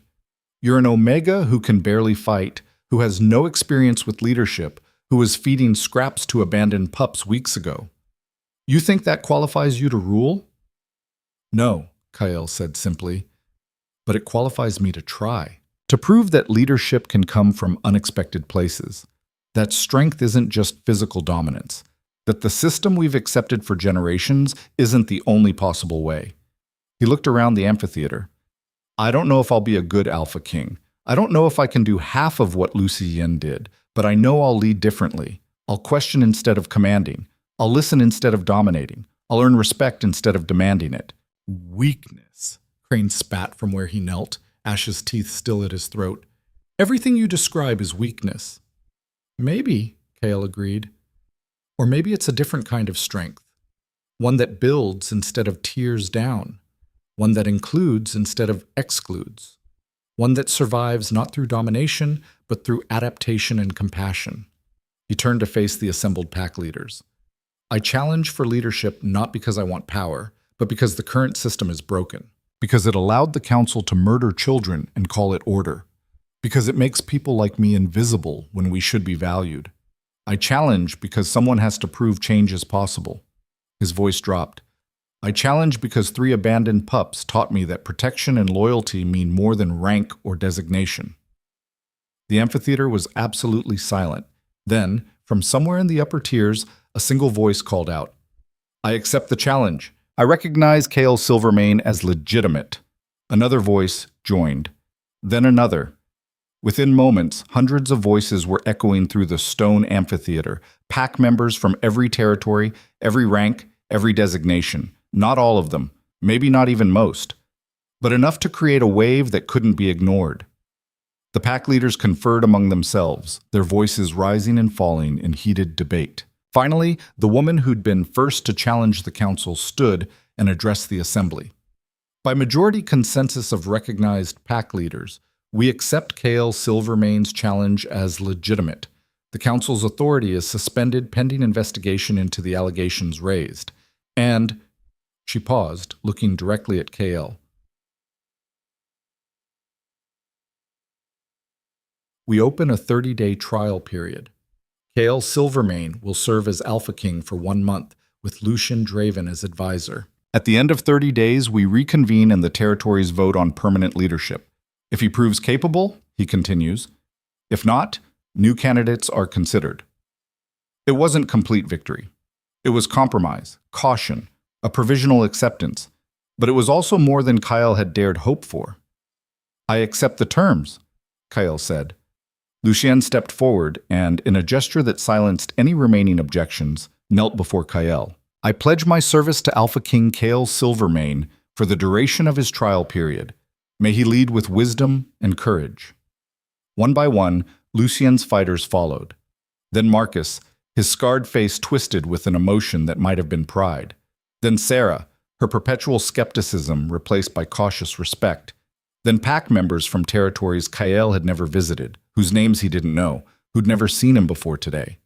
They knelt because he represented hope, because he'd survived what should have killed him, because he'd protected 3 lives when it would have been easier to let them die, because he'd challenged a conspiracy that had ruled from shadows for generations and forced it into the light where it couldn't hide. The council members were arrested, their forces disarmed, their centuries of hidden power finally ended. Crane would face trial for his direct involvement in the Silvermane genocide. The others would answer for their manipulation and corruption. Justice, messy, complicated, imperfect, was finally being served. As the assembly dispersed, as pack leaders departed to carry news of this historic day to their territories, Kale stood on the platform feeling overwhelmed and terrified, and impossibly alive. The 3 guardian wolves, no longer quite pups, but not yet fully grown, pressed against him. Ash's storm gray fur gleamed in afternoon light. Ember's rust coat seemed to smolder with inner fire. Ghost's pale eyes reflected something ancient and knowing. They'll grow with you, Magistrate Frost said, approaching the platform. Guardian wolves bond to their Silvermane protector. As you grow into leadership, they'll grow into their full power. In a year, they'll be formidable. In 5, they'll be legendary. I'm not sure I'll last 5 years, Kale admitted. Neither am I, Frost said with brutal honesty. You have a month to prove yourself. 30 days to demonstrate you can lead. And there are still people who want you dead, who see you as a threat, who'll do everything possible to ensure you fail. She smiled slightly. But you've survived worse. You survived Victor, the cleaners, and a royal conspiracy. Maybe you'll surprise us all. Lucian joined them, his expression unreadable. The hard part starts now. Governing is more difficult than surviving. You'll need to make decisions that hurt people you care about. You'll need to compromise your ideals to maintain stability. You'll need to become what you said you wouldn't, someone who commands rather than requests. Then I'll fail, Kael said simply, because I won't become that. I'll lead the only way I know how, by listening, by adapting, by accepting that I don't have all the answers. He looked at Lucien. Will that be enough? I don't know, Lucien admitted. But I'm willing to find out. And more importantly, he gestured to the hundreds of pack members still lingering in the amphitheater, watching Kael with expressions ranging from hope to curiosity to cautious optimism. They're willing to find out. The next 30 days would determine everything, whether an Omega could lead, whether the hierarchy could be challenged without destroying civilization, whether courage and compassion were enough to replace centuries of domination and fear. Kael didn't know the answers, but standing in that ancient amphitheater, surrounded by allies who'd become friends, protected by guardian wolves who'd been abandoned pups, wearing the colors of a family he'd barely remembered until weeks ago, he was ready to try. Because that's what Silvermane philosophy had always been about. Not certainty, not domination, not claiming power because birth or designation said it was yours, but trying, adapting, believing that the world could be better, even when everything suggested it couldn't. 3 abandoned pups had taught him that, had shown him that protection mattered more than hierarchy, that loyalty transcended designation, that sometimes the invisible became the most powerful simply by refusing to stay hidden. As the sun set over the mountains, casting long shadows across the ceremonial grounds, Kael Silvermane, former invisible Omega, survivor of genocide, protector of the forgotten, took his first step into a future he'd never imagined, and discovered that leadership wasn't about being ready. It was about being willing to try, even when success seemed impossible. It was about standing between power and innocence, between cruelty and compassion, between the world as it was and the world as it could be. It was about choosing, every day, to fight for a better future. Not because victory was guaranteed, but because the fight itself gave meaning to survival. The invisible had become unforgettable. The forgotten had forced the world to remember. And in the harsh frontier where strength had always meant domination, a new kind of power was being born. One built on courage, loyalty, and the revolutionary idea that everyone, regardless of designation or birth, deserved dignity. The old order was falling, a new one was rising, and at its center stood an Omega who'd survived the impossible, 3 guardian wolves who'd defied death, and a belief that had outlasted 23 years of attempted erasure. The belief that change was possible, that the world could be better, that even the smallest, most invisible life could reshape the foundations of power itself. In the frozen borderlands of what had been Iron Fang territory, where Kael had once survived on scraps and secrets, a future was being written. Not in blood and domination, but in courage and choice. And for the first time in his life, Kael wasn't invisible, wasn't forgotten, wasn't surviving. He was living, leading, becoming something the world had never seen before. An Omega who ruled not through force, but through the revolutionary power of earned respect. The journey had begun with 3 abandoned lives he'd chosen to protect. It ended with an entire civilization watching to see if compassion could triumph over cruelty, if merit could replace birthright, if an invisible outcast could lead them into a future where designation no longer determined destiny. 30 days to prove it was possible. 30 days to change everything. 30 days to show the world that the forgotten could become legendary. As darkness fell and stars emerged like silver fire above the mountains, Kael looked toward that future with 3 guardian wolves at his side and hope, fragile but real, burning in his chest. The impossible had happened. Now came the hard part, making it last. But that was a challenge for tomorrow. Tonight, surrounded by allies and protectors and the echoes of his murdered family's dreams, Kael Silvermane allowed himself one moment of peace. He'd survived, he'd challenged, he'd won, and the world would never be the same.